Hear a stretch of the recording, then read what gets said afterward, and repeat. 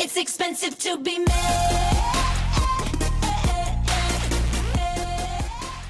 Welcome to Bravo's Moms Unfiltered, the podcast where real moms spill the tea on all the things Bravo and the chaos of everyday life. We're your hosts, Allie and Crystal, two Bravo-assessed moms who aren't afraid to say what everyone's thinking completely unfiltered. From housewives drama to mom life meltdowns, we're here to break it all down with humor, honesty, and maybe a little bit of bitching. So grab your favorite drink, settle in, and get ready for some unfiltered fun. Welcome back, Bravo moms. Yes, back to Bravo. We will start off with the summer house and everything that's going on. We'll do, I think we're on episode 9 about Kyle's retirement party. Am I right? Yeah, I think we're here, right? Episode. So yeah, Kyle's retirement party, and Carl is still struggling with how to voice his feelings towards Kyle and his support, and regarding the soft bar. So Kyle kind of just deflects as always and puts his stress and making money and his business going down in 3 months and how much money he has left. So it seems to be a trend with Kyle. He really doesn't own up to it. He just kind of deflects and says he's just deep into Loverboy, which is, I mean, I feel like he's always been in deep pockets every season with Loverboy since it started. And back when Carl was even managed or was part of the marketing team and everything. And so basically Kyle said that he could go bankrupt in 3 months if it all goes downhill, which also makes me wonder, like this big thing that has gone out there and actually Loverboy selling out, if this was just all to, because Amanda's also in on it too. Like if he's failing, she's failing. So it's almost like they have a Like a plan. like a marketing scheme. Yeah, like a marketing scheme. And I don't know. So to me, like they seem like those type of people that would be like, how do we get this back on track? And they were using Kyle as an excuse, with the way that he parties and he just doesn't have the right lifestyle of a business person. And then Amanda kind of like throwing her hands in the air and say, I know nothing about the business. But I'm like, Yeah. what are you talking about? You were all about the business when they started. You were there for marketing. You did photos. You were the one that complained that you did the logos. Do you think That you Kyle has like cut back on her involvement and knowledge of Loverboy for a reason? I don't that would be a good reason. I mean, Because he said they're not doing good, so maybe that's why he cut back, because he didn't want her to know the financials and everything like that. maybe. Maybe, but I don't think she's that naive to not like she's so Yeah, involved and she's always on top of him. yeah, I think she would fully know about the financials because he owed money back to her parents. yeah, Like took mhm, the loan out yeah, and we're not forgetting. So Amanda kind of like throwing her hands up, pleading, what is it, pleading the fifth? yeah. Well, you're still gonna be held liable. She's so checked out, and now that we know the news of her and Wes, I feel like this makes sense. It makes I feel like sense. watching this now, knowing that, things are starting to make more sense. Like, I Yeah. kind of wanna rewatch this season from the beginning, knowing what we know now. What we know now, and that's how everybody's watching it. Like, Yeah. they're just watching Amanda and West and their moves Mhm. and how they're deflecting on everybody else's problems Yeah, and not really focused. They're all trying to push it towards Kyle, yeah, and then now the roles are reversed. So, he also says he doesn't think that Amanda understands the depth of it, of money, because she's never really had to worry about money. She comes from money. yeah, They met in the Hamptons, I think. I can't even remember, but like she's never had to deal with that. So yeah. like she's good. Wherever she lands, her parents are probably gonna like Pick help her her up. back up. Yeah. So she has nothing to worry about. And she could care less about what other people say in Mhm. the news and everything. If anything, she's still getting attention, which is whether it's bad or good, you still get attention, you're still gonna get paid. Yeah. Jesse and Lindsay talk about, is Lindsay ready to date an older man? She's like, yes, I want a sugar daddy. Mhm. So I just don't know who I would picture Lindsay with. I can't picture her with a sports player. I can't picture her with someone political. Maybe an actor. Maybe I could see her with Maybe. someone. I feel like she's just too independent.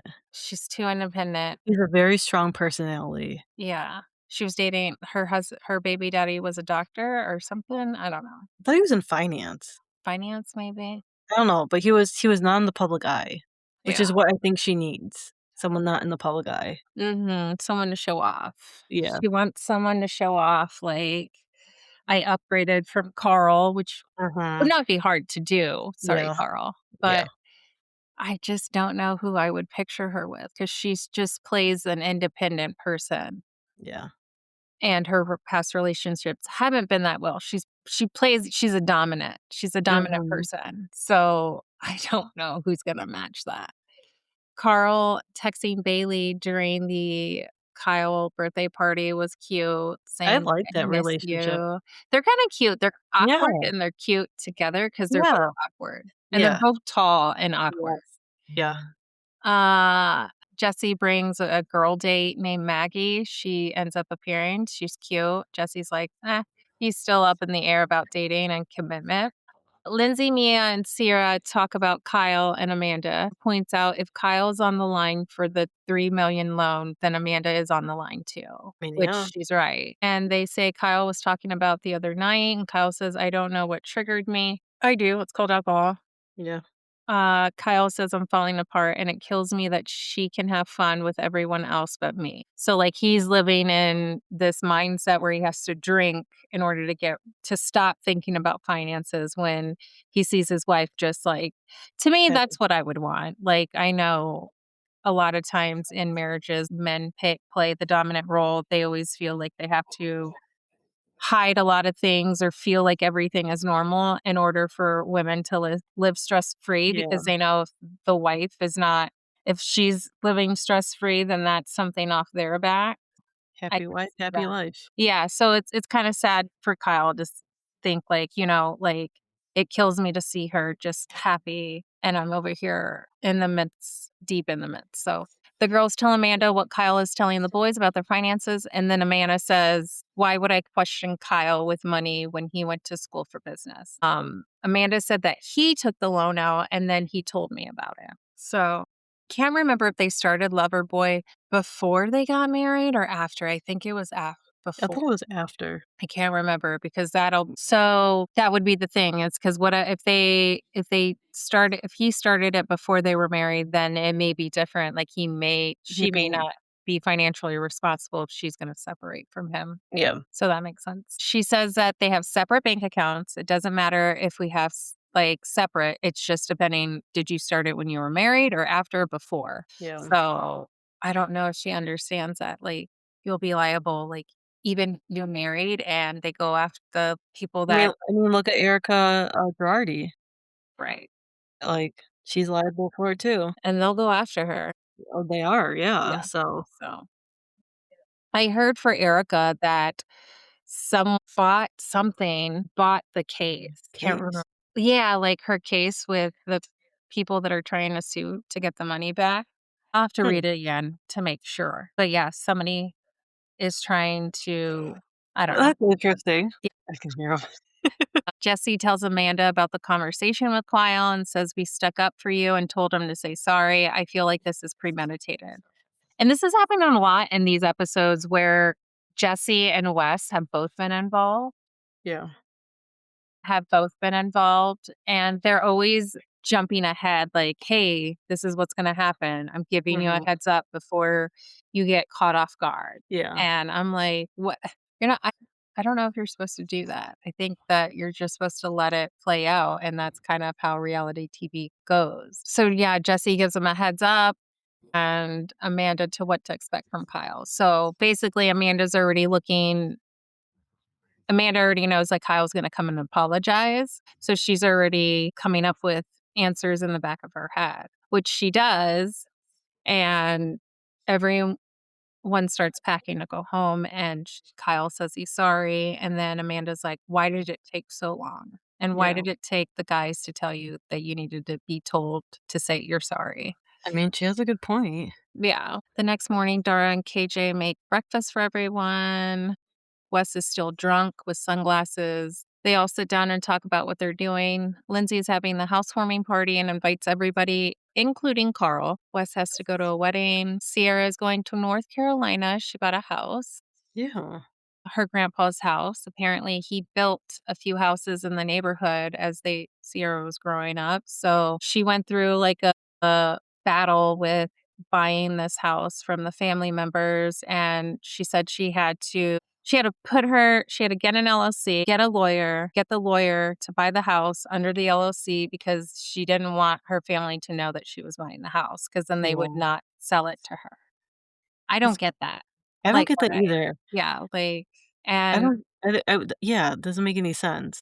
so there must be, like, bad blood or something because for Sierra to do it like that, like, But there don't must won't they know by the show that she got the house? yeah, she's gonna know because she had dinner with her mom, and then she was, like, in confessions, like, "Well, they're gonna find out now." Yeah, that's why I was like, "They're gonna find out." Yeah. So she's gutting it out and everything, and it was just a really proud moment for Sierra because she wants to be able to keep the tradition of family, and I think that's really shows a lot of Sierra's character Yeah, and what she uses for her fame. Like, she uses her fame for good, she does, yeah. not to become a DJ or have a liquor company. No Yeah, offense. yeah. Lindsay gets dirty and says it's only Lindsay says at the table, she's like, "Who owns a house? All the girls? No guys?" And Oh, Vince yeah. raises his hand and says he owns a condo, but I like that Lindsay put that little dig in. Mhm. And then Amanda butts in and says, "I still don't have a new house in Jersey." Kyle says, "Yeah, because I put the deposit down on Loverboy." Seems like they really wanted the audience to believe they are in money trouble. They do, yeah. Like hardcore money trouble. And that would suck. I mean, that would put me in a spiral. Like Amanda, she wanted the house, she wanted the family. They had the money. They had Mhm. summer house and winter house. Yeah. And then they had like, so it's just like they wanted more. They wanted more money, Yeah, and she has her own bathing suit line, right? So which I don't think is doing great. But the party, because she only started her bathing suit line not too long ago when well, Kyle like a wanted to. No, couple years this was ago. before Kyle started DJing, so I don't know. The party ends, half of them go surprise Kyle stays back and talks to Amanda, Mhm. but Kyle ends up falling asleep. But that was pretty much the end of episode 9. Rhode Island episode 1. So we're just learning who everyone is. So we meet Alicia. Her husband owns a couple of restaurants and they have a daughter together. We learn that Alicia and her husband, Alicia and her fiance have been engaged for 6 years. And it That's sounds like crazy. with no plans to marry is That's what it sounds like. crazy. So, You're basically boyfriend-girlfriend at this point. well, isn't there a certain like when you're a certain time together that you can be like legal, not legally married, but what is that called? Like You're financially if you live in the house with it's like somebody. lifetime partners. You know what I Yeah, mean? Like a domestic partnership. right, right. And then we meet Liz. That's the one that looks like Dolores. She lives in Scranton, I think they said. I think it's called. I said she looks like Dolores, but she sounds like Meredith Marks. Yeah. She looks exactly like Dolores, like, they Yeah, go to the same like plastic surgeon. copy and paste. Copy paste, yeah. So her house is huge. Liz and her husband are related somewhere down the line. They met at a bar and they own a cannabis dispensary. That's the business. Liz goes to meet up with Kelsey, who we'll get into, and she drives a boat to meet Kelsey. Wherever they're at, she just like takes a little boat and meets her. So we learn Kelsey is a lady of leisure for 10 years. Her boyfriend's family is very wealthy, and so she doesn't need to work. She met him when she was 19 on a boat, and she was Miss Rhode Island. And for 5 months out of the year, he is gone in Miami with another woman. So she's in that house by herself. I don't know, I mean, there's been things on the internet where there's another woman living there. I mean, I would hope so. The house is huge for her. It's his, like, sister or something that lives there, and someone posted, like, a picture of it and was like, "She doesn't live alone," and that's only one section of the house, like, she's only allowed in certain sections of the house. I mean, that would make sense. So I don't know, That it's a house weird is huge dynamic. for one person. And she's dating same Supposedly she's dating someone. I don't know who it is, He's but a she's dating famous, someone that will give her babies because that's what she wants. I don't know. This whole thing no, is that so doesn't weird. want babies. No, but I thought she was dating someone that will give her babies. Like the She's house, dating. her boyfriend's house that she lives at, he wants no babies, Yeah. just to keep it as whatever it is that they're at. Mhm. I don't know if I could do that. I mean, I feel like there comes a point, like she said, she's starting to want more in her 30s. You I will. feel like I feel like in your 20s that'd be fine. I'm cool with that. There comes a point when you hit these, you're like, I want more, You move and he on. does not. You move on. Yeah. So we meet Joe Ellen. Joe Ellen and her husband have known each other since high school. She admits she has a big mouth and it gets her into trouble. And she has a full-time job, and I know I wrote this wrong. Some type of beauty sales is her full-time job. We meet Rosie. She comes to Alicia's house. Rosie is the traffic girl on TV. She's been married for a year, and they have like these moonbound shoes. Have you seen these shoes? They like put these shoes on and they're like Yeah. curved, and they like moonbounds down the street with each other for like a workout. Rosie is gonna invite all the girls to a segment she's shooting for the news place that she works at. Rosie is nervous to have Joellen there because she was talking shit about Rosie behind her back. Mhm.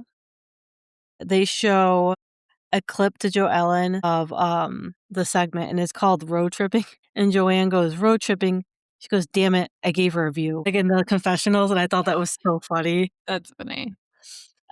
Ashley was on The Bachelor, and then she was on Bachelor in Paradise, and that's how she met her husband. She's originally from Virginia, but her husband is from Rhode Island. She said the state is so close-knit and everyone is so proud to be from that state. During the picnic, they play Never Have I Ever, and Rosie and Joellen do not like each other. You can clearly tell that intentions are high. Mhm. Rosie starts to cry when Joellen says to her. Rosie starts to cry when her and Joellen are speaking, and Joellen says, "Let's start over. I don't want to make you cry." Um, then we go to Ashley. We learn that her and her husband open a coffee shop. She said it's not a huge moneymaker, but her husband wanted a job outside of social media. And then we end with the 4th of July party hosted by Joe Ellen. She's hosting a kids-free party, which I thought was kind of strange when they all have kids, but I guess to each their own. Dolores is there. She comes in with Liz. Dolores said they're staying there for like 3 months or something like that, probably so she can be on a little bit of Rhode Island. Mhm. Um, She's staying in Rhode Island for 3 months? yeah, yeah, for, what's her, is his name Frank? No, Yeah. No, Frank's her ex. Polly. Polly? Said that they got a rental in Crafton or something like that, and they're gonna be there for, like, 3 or 4 months. While they're there, Joellen tells Kelsey that Rosie was talking about her relationship, which, I mean, I would talk about it too. It makes absolutely no sense. Dolores tells Joellen she's the host and she needs to go meet Rosie, even though she doesn't want to because they're not on good terms. And I feel like Rosie is trying really hard to impress all these ladies. I really don't know why, but that's just the impression I get, that she's trying super hard to impress the ladies and fit in. Yeah. She's the And I one don't that is the hosting the music. party. Yeah. Yeah. Okay. And I don't know if it's because, like they said, everyone in Rhode Island is so tight knit, and that's why she's trying to fit in. 'Cause some of Yeah. these people have gone to school together and grew up together. And then we end with Kelsey and Rosie finally talking. Rosie says how Joe Allen brought it up was 'cause she's talking about the picnic where Joe Allen brought up Kelsey's relationship. So Rosie is saying that she told Kelsey that she was going through a hard time, which, I mean, she technically is with everything that's been going on. Yeah. But I really like Rhode Island. I feel like a lot of people that I have seen on social media are talking about it like it too, that Yeah. they're not afraid to get into each other's business Right. and talk about it. Because as we'll get into the couple other episodes, that everyone's cheated on everyone, everyone's had an affair, and they just openly say it. Oh my god, it's getting crazy on social media with Yeah. the Like, other one. they're not holding anything back. Yeah, that's So crazy. But I like it too. My favorite part of episode 1 was when the 2 girls were on the shoes, the bouncy shoes, and they're Mhm. sitting there in a pond and they can't figure out they saw it was a crane, some type of white fern crane, and they're like, "Oh, it looks like a swan on Ozempic." And Yeah. I just started dying laughing. I was like, "That is gonna be my quote for the summer." It's like a swan in Ozempic, yeah. Swans on Ozempic. Yeah, So, that was that was funny. my favorite. Yeah, I was dying laughing. All right, then I will shoot to oh dear. Hospitality, Yeah, Southern hospitality. I did 5 through 7, so we're just gonna let's get this in let's and do it. out of the way. It's been a cluster. So, basically, Maddie books a trip to some cabin, and then they can, like, float down a river and stuff like that and drink. Joe's trying to have a birthday party for Emo for his 30th. Kinda reminds me of Katie from Vanderpump Rules. You know how she always had those emo parties? Mhm. Um, Maya talks to her dad about how her boyfriend packed all her shit and it got stolen.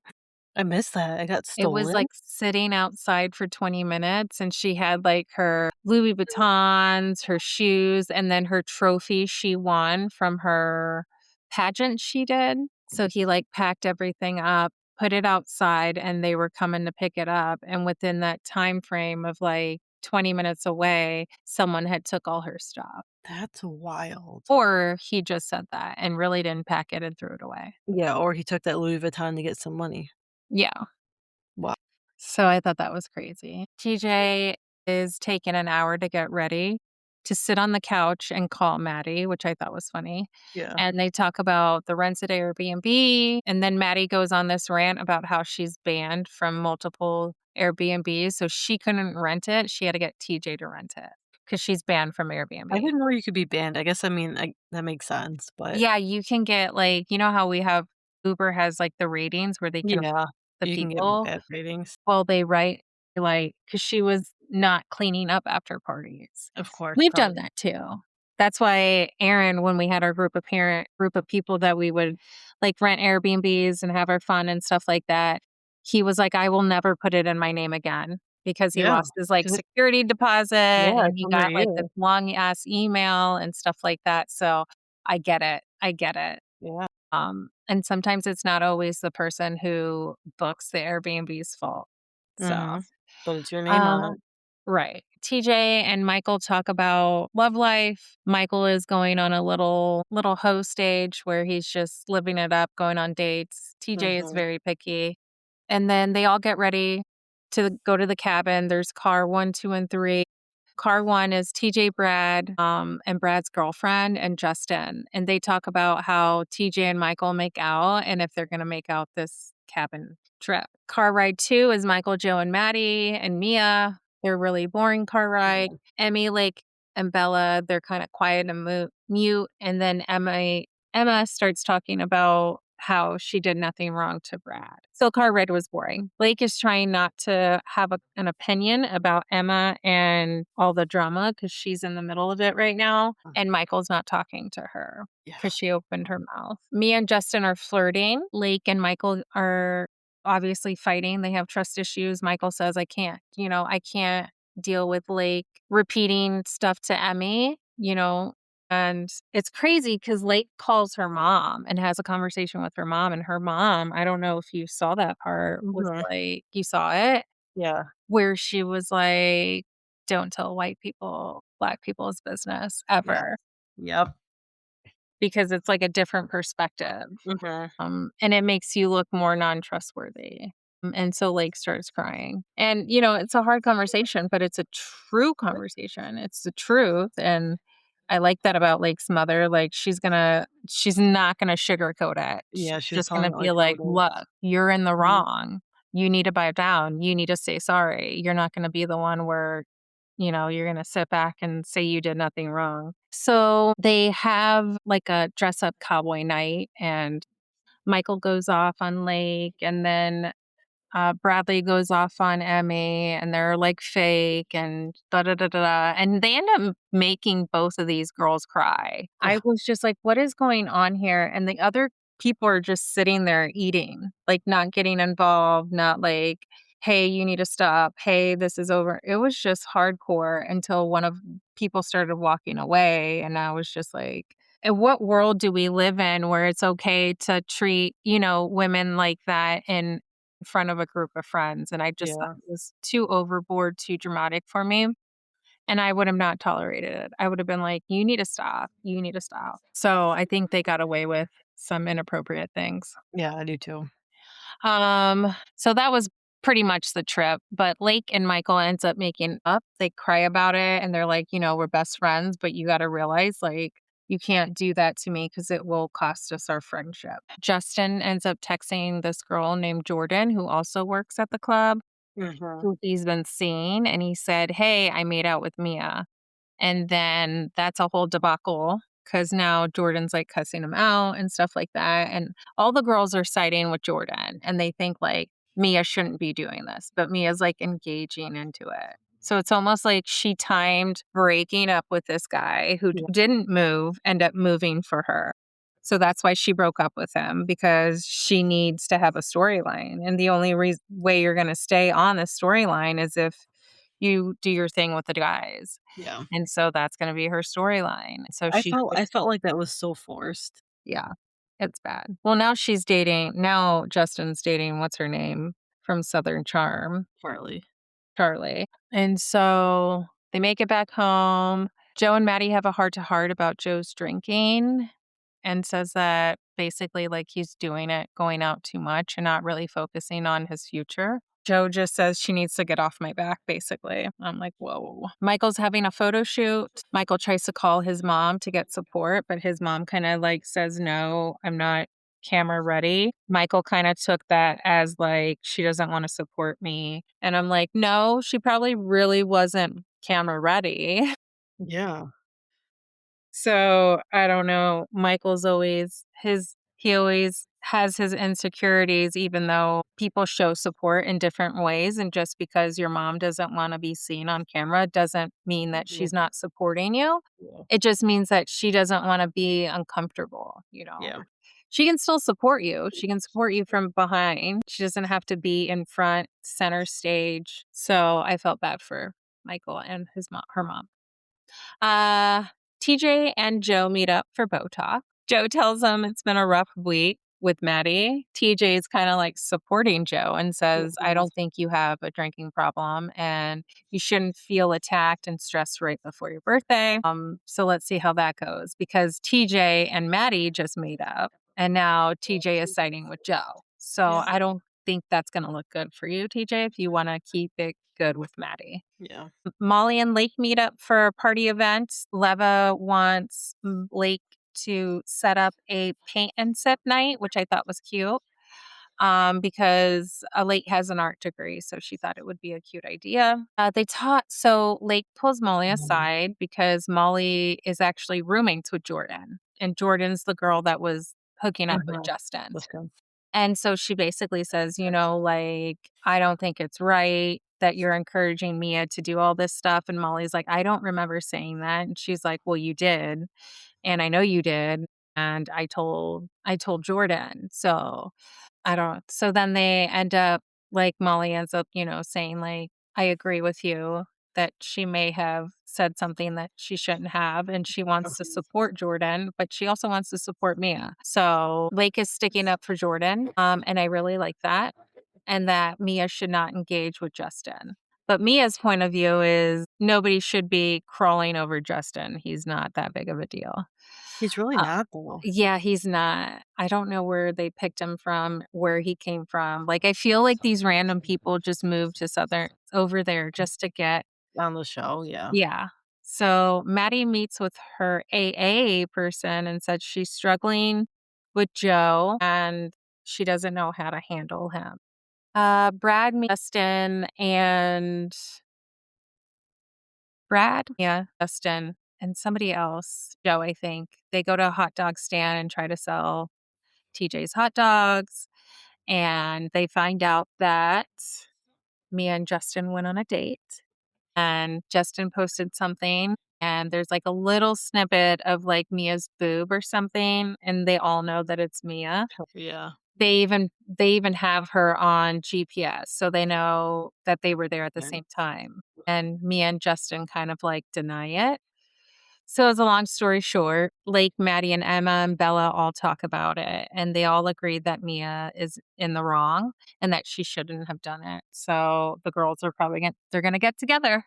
They're gonna tell her. And so they end up telling her at the sip and paint night. And then Mia is like coming in hardcore saying, I don't have to owe anybody an apology. Like, I don't feel that I did anything wrong. I don't know Jordan to like, I'm like, just because you don't know her doesn't give you the right to do what you did. Yeah. So your excuse that you did it knowing that he was talking to this girl, Jordan, that all your other friends know is just shady. Yeah. And nobody would trust you around their man. So how low will you go, Mia, Mm-hmm. to stay on the show? Because remember, you have no other part. So let's see. Maddie talks to Leva about Joe. And basically, Leva's like, he needs to focus on his future, going out every night and not getting people to come to the club is a problem. But she thinks it's more like he thinks that his marketing strategy is to go drink with everybody and then get everybody to come back to his spot and get bottles, which, I mean, it could have worked. I mean, it Yeah. probably was Yeah. working in his 20s. But as you get older, your alcohol doesn't it's not you can't stay up all night and, like, be able to do the same thing the next morning. Yep. It takes me 3 days to get over a Yep. alcohol all night. So, like Leva's trying to say, like, your strategy needs to change. It works Yeah. for a while, but your strategy needs to change or else it's gonna bring Maddie down with him. Mm-hmm. And that was about it for those episodes. Well, at the very end, when at the paint sip and see, Lake basically calls Mia out and Molly and says, "You guys are fake," and calls them names and everything. And that's how the last episode goes out. So we'll see how that dynamic goes because I Yeah. feel it's going to be like Mia and Molly are now pitted to be the evil people. Yeah. Secret Lives. Mormon Wives. Of Mormon wives? Okay. Yes. So episode 5, they're still at the Airbnb in LA where they went for the Dancing with the Stars. Harry Jousey is there. And Taylor says she doesn't care if Dakota sees her flirting with Harry. Taylor and Dakota are so toxic. Like, I had such a hard time watching this episode. It was so bad. They're all sitting outside by the fire and they start talking about Vanderpump Villa. Harry says he was invited, but he didn't go because he would sleep with all the girls. And Taylor goes, Dakota would know. He did that in the bathroom. The next day, Lila finds Dakota and Taylor in bed together after this whole ordeal. Macy calls them out for fighting and roasting each other and then sleeping together. Taylor says she's an idiot and it's a vicious cycle. It's such a bad cycle. Been there, done that, and it does not end up good. It's so bad. It's such a bad look on her too. And she has, like, how many days before she leaves for The Bachelorette? Like, and she's sleeping with Dakota.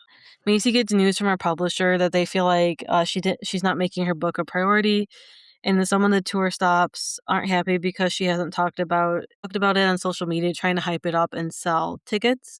They said sales have stalled, so she has to book a smaller venue in Salt Lake City because she has not really hyped it up, and that's her hometown. So she's feeling a little defeated with that, on top of being postpartum and having a baby. Taylor 100% needs to use protection with Dakota. And I said I also track and don't use birth control, but she can still use condoms. I mean, you got to be safe. Yeah. Gotta be safe. Miranda is going around saying ruining your future is kind of crazy since we now know what has happened since the show has aired. The dads go dad time, and Dakota tells Connor about Taylor. Connor said it sounds like a trauma bond, which it really does, but I don't know how they would have trauma bonded. Like, what made them, like, what was the trauma that they bonded over? But it really does sound like that.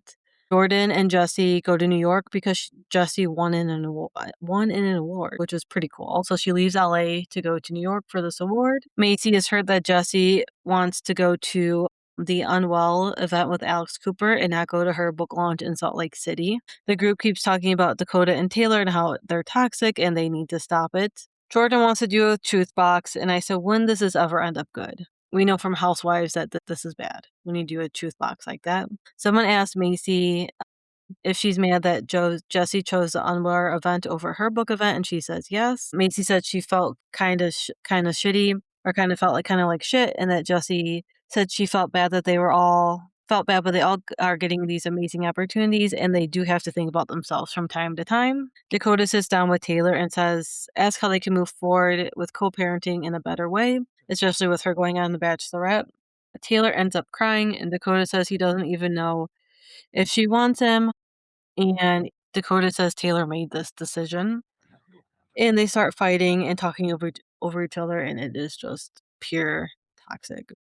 Yeah, it's just crazy to me that I would leave. Like, I would be like, "This is not I don't wanna be in anybody's relationship." Yeah. Everybody should have just left. As soon Mhm. as they both were like, "You guys decide, like, one of you has to leave. Yeah. You can't both be in here. They You both can't both can. be in the same room. We don't want you together. We don't wanna have to deal with it," and the I mean, look what has happened since then. yeah, the pictures of all the bruises, have you seen them? Mhm. Mhm. I mean, like, ugh, I can't. I can't. Secret Lives of Mormon Wives, episode 6. So we're back to the Taylor and Dakota fight, this never ending toxic fight. Taylor admits to, Dakota, not Taylor. Dakota admits to fucking up. Michaela and her husband come out to help mediate the fight. Because that's just how bad it was. And it really doesn't go anywhere. I feel like they kind of just end up just kind of leaving it as is. From what I remember of that fight. Whitney gets a call and finds out she's going to be an executive producer in a lead role in a movie.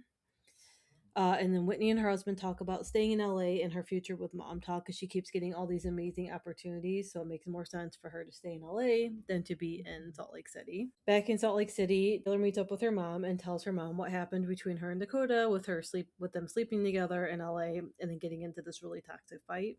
Her mom is really upset about the news about them sleeping together, and you can tell her mom just wants the best for her, but it's just it's just very toxic. Her mom is trying to help her learn from her mistakes, but Taylor does not care. Her mom says, how is she going to portray herself on The Bachelorette? And she's going to portray herself with an upside down pineapple, which is a reference to her swinging scandal. Taylor and her mom's relationship is not healthy at all and very, very toxic. It seems like all the relationships in her life are just toxic. It's And crazy because her dad no longer films with her. I know her dad used to be in like 1 or 2 episodes, and now this past couple seasons, you don't even see him because it's just her mom and her sister now. yeah. But I think her mom is trying to be like learning from me, and Taylor does not want that advice at all. Taylor's like, I'll do what I want, how I want to do it, and I'll learn from my mistakes, which she's obviously not.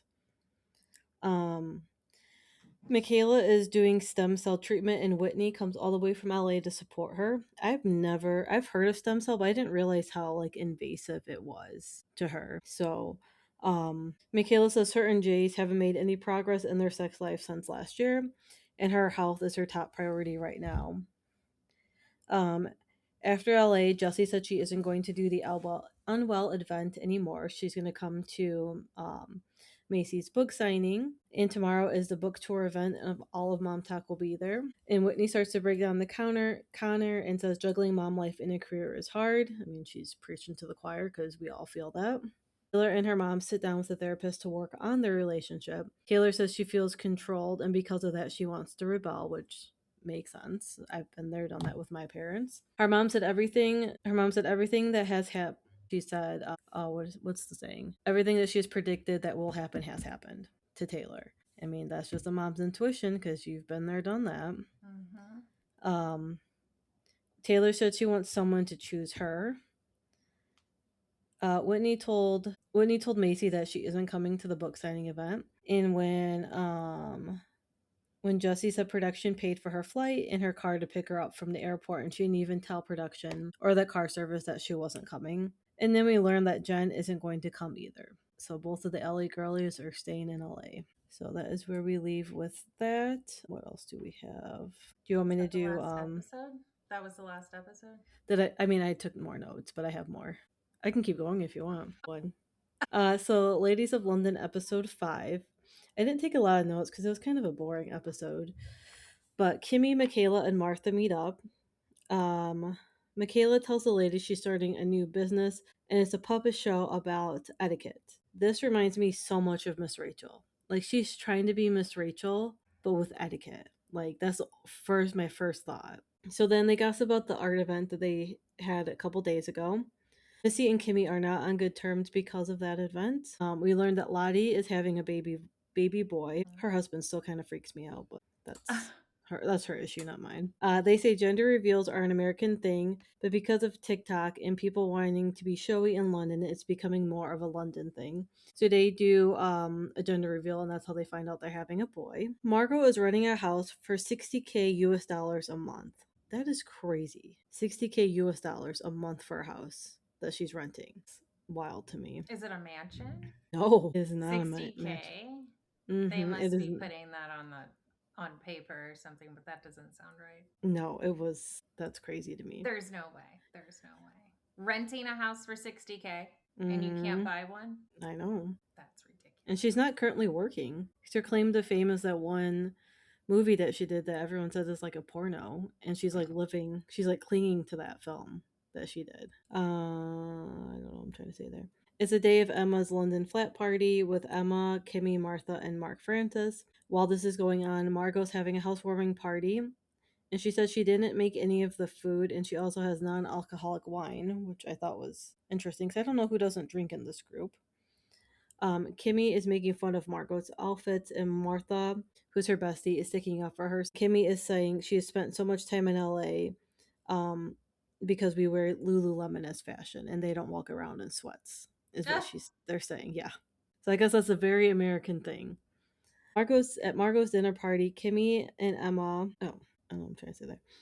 Anyway, so there's two separate parties, and they're each talking shit. One is talking shit about Margot, and the other one is talking shit about Mark Francis and Kimmy, and it just goes nowhere. Everyone's just stirring the pot. So that's kind of where we leave the ladies of London. What should we do next? Go and do Beverly Hills or Atlanta? I do Atlanta. Let me get there. It was a good episode. Yeah, Atlanta is episode 2. Are you? Episode 2, Rumored and Raised Eyes. They start off with Phaedra, and her kid is now finally driving. It's so crazy because like when he started, he was like 5 or 6 when he started on the show. And now he's like 16. So she's been on the show for a very long That flashback of seeing her pregnant to her son being like 3 or 4 to now. Yeah, she's definitely come a long way. Phaedra definitely works her butt off. Like she works her butt off. I mean, she's a lawyer, actor, reality TV. She does it all. Like, and then they go to Portia, Kelly, and K. Michelle having lunch.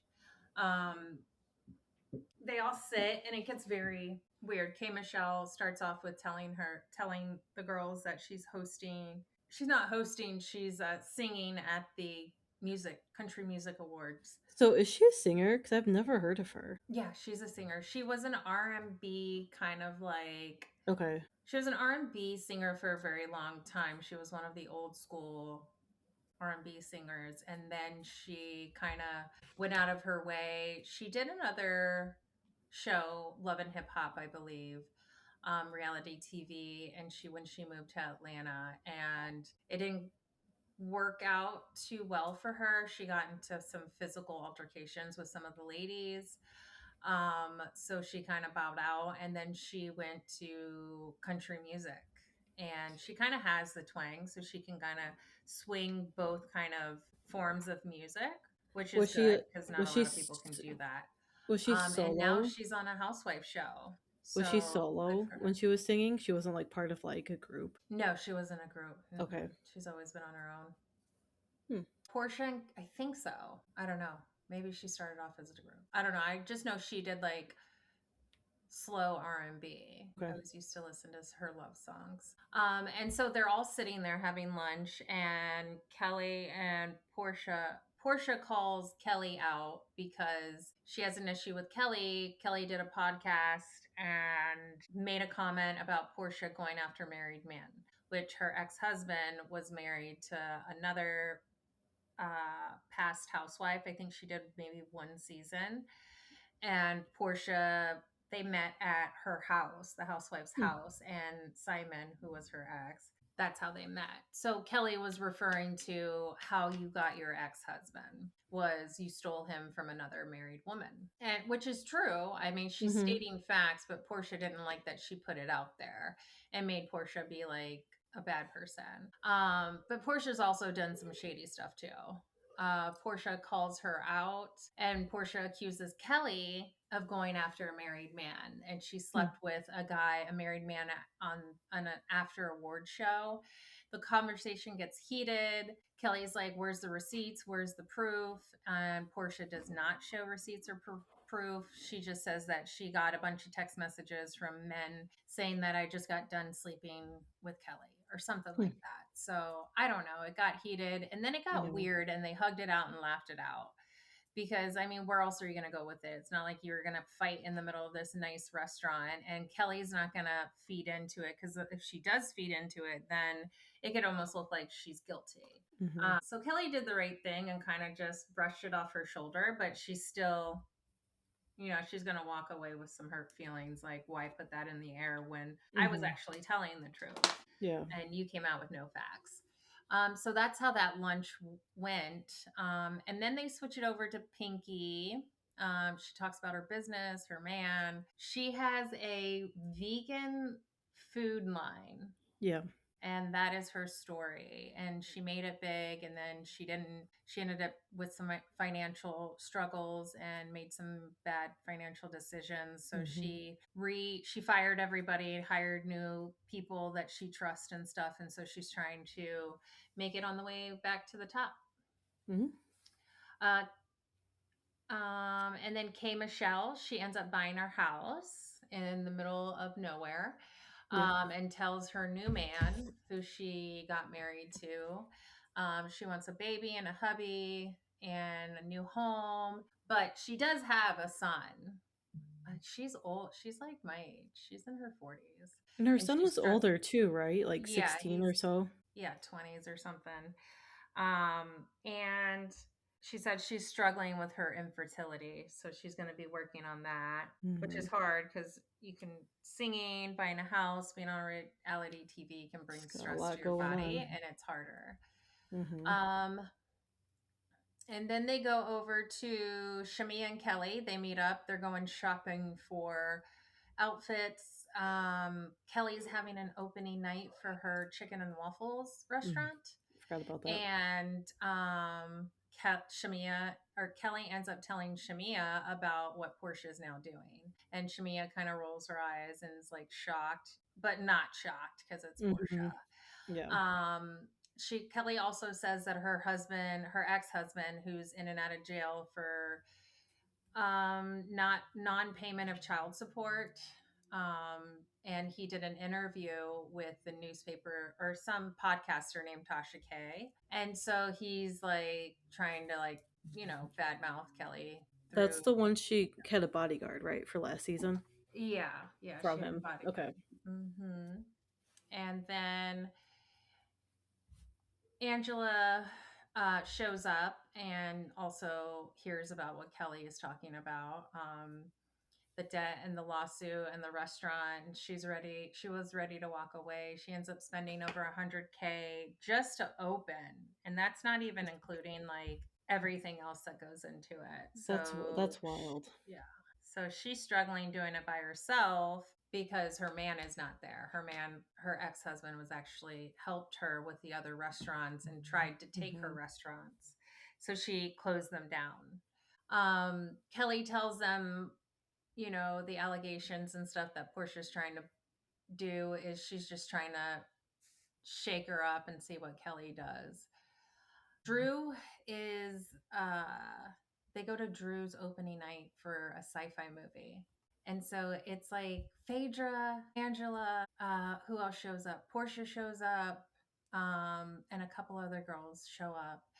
And it's a sci-fi movie, but she ends up dying in the first 10 minutes of the show. So they have to sit there and watch the whole movie, and they're all dying. So funny. But with all, like, that's how you get in. Like, you do little parts and stuff. I mean, there's so many people that are famous that get killed off. Example, Paris Hilton in the Wax movie, who got killed like in the first 5 minutes. So it was nice of the ladies to show up for Drew. And then they go to Kelly's opening night for restaurant. Drew, Shamia, Angela, Phaedra, and Pinky end up showing up. Portia sends roses Mhm. because at Drew's movie premiere, Angela tells Portia about Kelly telling the girls about what Portia said to her. And so Portia was like, well, we hugged it out and I thought it was done and over with, but I guess not. I guess Kelly has more feelings, which obviously she is. And she's Does, going to yep. tell her friends. So Mhm. Portia took that as a dig and fakeness. And so she sends Kelly roses saying, congratulations, but we need to talk. And I think that was very respectful. I think Yeah. she didn't want to make a scene or anything or make it about Portia. So she wanted Kelly to have a moment, which I thought was very respectable. Kelly gets mad and says, throw the flowers away. And Mhm.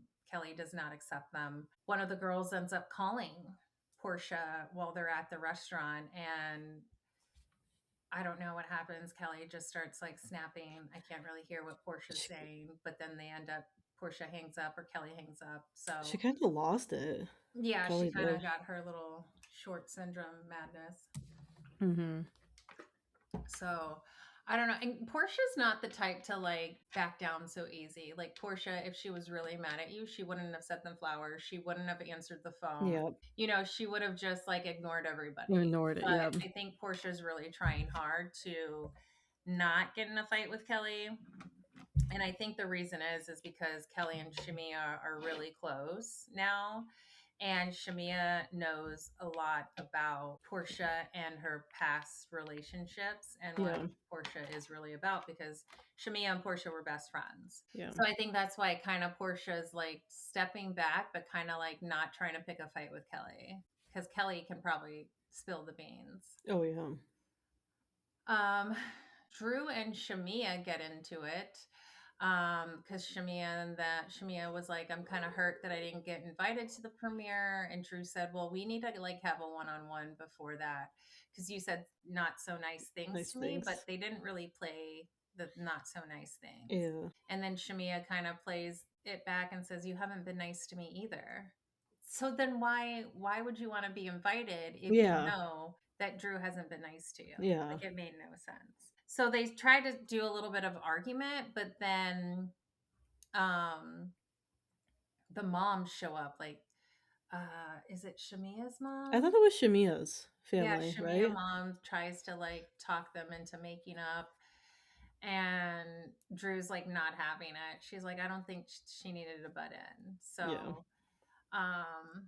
K Michelle. Oh, and then so the end of the episode, K Michelle's doing her show at her performance at the show, and something happened. Like she said, she was Yeah. sitting on the couch waiting to get on stage or whatever, and she stands up and she lost feeling in her legs, and it was like a puddle of water or Yeah, she said the something. couch was wet. Yeah, that's all. And I was like, okay, is it blood? Is it fluids? What is it?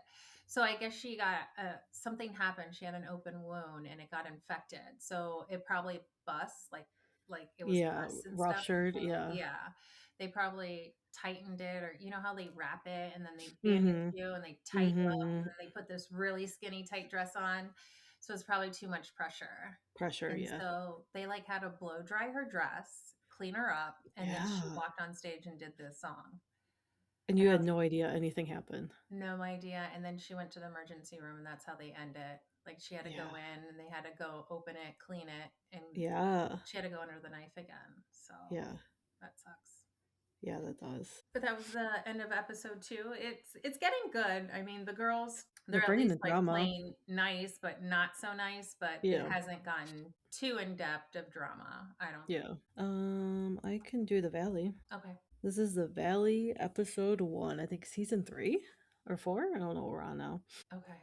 I think We start off by learning that Brittany is now financially responsible for everything, and they aren't officially divorced. Jack is still living in West Hollywood. Melissa and Jasmine are living together and are doing wedding planning because they got engaged last season. Yeah. Michelle moved into a new house and is truly single, and her and Jesse are not officially divorced yet. Nina and Danny are in Santa Clarita and had baby number 4. 4 under 4, as you would say. That's crazy. That's crazy. I know. Kristen had her baby, and her and Luke are still engaged. Kristen and Luke are having the typical new parent issues, and she's not feeling like herself after having a baby, and is not feeling like having sex. Been there, done that. That's so natural, Yeah, and been there, we done can that. all relate to what she's going through Yep, exactly right now. yep. Kristen and Nina, yeah, are having a sip and see, which is where you sip and basically look at the new babies. And it was not invited because she is not on Nina and Kristen's good side. We learned that Brittany had a pool party and played both Janet and Kristen. She told both of them to come over, but didn't tell the other one that each other was going to be there. So they show up, and Janet figured that Kristen would be inside with the baby because it's going to be too hot outside, so stay inside. So she figured her and her son could be outside. And I guess Kristen kind of lost her shit, and Janet was like, I don't want to be here, and just left. Brittany FaceTimed her friend Brandon, which I think we saw like a screenshot of him on her Instagram, like around this time when they were filming, like a little like selfie. So it's her friend. We learned she's getting her sparkle back, and they spent some time in Cabo together. Zach and Tom meet up, and Tom said he was depressed after his bar closed, but now he's getting his sparkle back. His sparkle stuff. Yes, his sparkle. Yep. We talk about Zach and Tom talk about Brittany's new boo, and Zach is worried it's too fast. Brandon already said I love you, and I agree. I feel like this is way too fast. She is definitely in a very vulnerable spot. Who, Brittany? Yes. So this is the guy. He's been on an episode of Vanderpump Rules. Oh, was so he? so when I think this is the same guy. When Jax and Brittany did one episode where Jax and Brittany went to her parents' house. It was like a farm. Oh, And they visited her old Hooters. They had a party for her and stuff like I that. vaguely remember this. Yeah, and I think Jax and this guy had an awkward meetup. Probably And because she I said think she has known him since she lived in yeah, and they Kentucky. tried to do a one-on-one. They took shots and they talked about, Brittany's always Okay, been a friend okay. of mine. I've known her since day one. And so this guy has been on an episode. Interesting. So he's Mhm, been on a reality. mhm. Interesting. We learned that Zach and Benji have an open relationship because still cannot stay in the United States full time. So he has to go back to Canada where he is from. So So because why of keep it? that, I guess so he doesn't get lonely, because Zach was saying it's just sex on his end. That's all it is. No feelings, no nothing. So I don't know. That was So then interesting why to have me him move in? because they like each other, but for some reason I don't know if it's because he can't Commit? something Like no something with his visa, because he is Canadian. So I think he can only stay in the U.S. a certain amount of every 3 months times. or something. Yeah, And and he's he got has to to go go back. back to Canada. Yeah. So Well, you live in LA, you get married. right, right. Kristen is leaving the house with a 3-month-old, and she's feeling nervous about it. And I said that is also super relatable. I remember being that same exact way, being like, "Dear God, do not start crying the moment we leave this house. I just want to go enjoy myself at Target." So that's very relatable. The girlfriend, Jesse's girlfriend Lacey, who gave everyone a subpoena last year, was like, "Don't talk about me." She is now on our TV. She is from the OC. Her name is Lacey, and she has a daughter. Michelle wants to make no efforts with Jesse's girlfriend, which can't say I blame her. Luke and Jesse meet up, and Luke tells Jesse that their relationship is lacking intimacy. Kristen hates her body, and again, super relatable. I think this is going to be their storyline for the whole entire season. It's going to get kind of old, but Yeah. Yeah, Lacey and Michelle's interaction was kind of like Michelle wasn't into it, but then Lacey seems like this nice, sweet girl. Like she seems very, she doesn't have beef with anybody. I liked her comment that she made to Michelle that she believes that women should get something out of the divorce. I do too. Lacey went through a divorce, and she She's obviously got she a said she got a did. significant well for herself. Yeah, she said she did. Yeah. After watching, I want to say the last couple episodes, she is growing on me, because I like that she seems like she's a woman's woman, or a girl's girl, Yeah. and she wants women to succeed, and she doesn't want to rely on the men. Like she told Jesse in one of the episodes, we will never live together. Yeah, she Not while is not while I have a yeah. child. And I was like, good for you. And she's not moving for him. She's like, Yeah, "Why would she's I like, move I'm my staying in the child?" OC.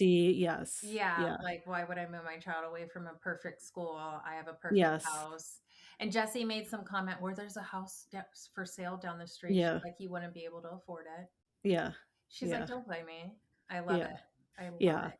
And Yeah. also, there's an article or something about how she was like kidnapped. Yes, I did see that. She was like human trafficked and she ended up surviving it. And I think that's what she does for a living. She runs some type of organization. Yeah, for women And yeah, and so helps that them with helps therapy and them something that which is recover. awesome. Yes. So she seems to have a good-hearted background.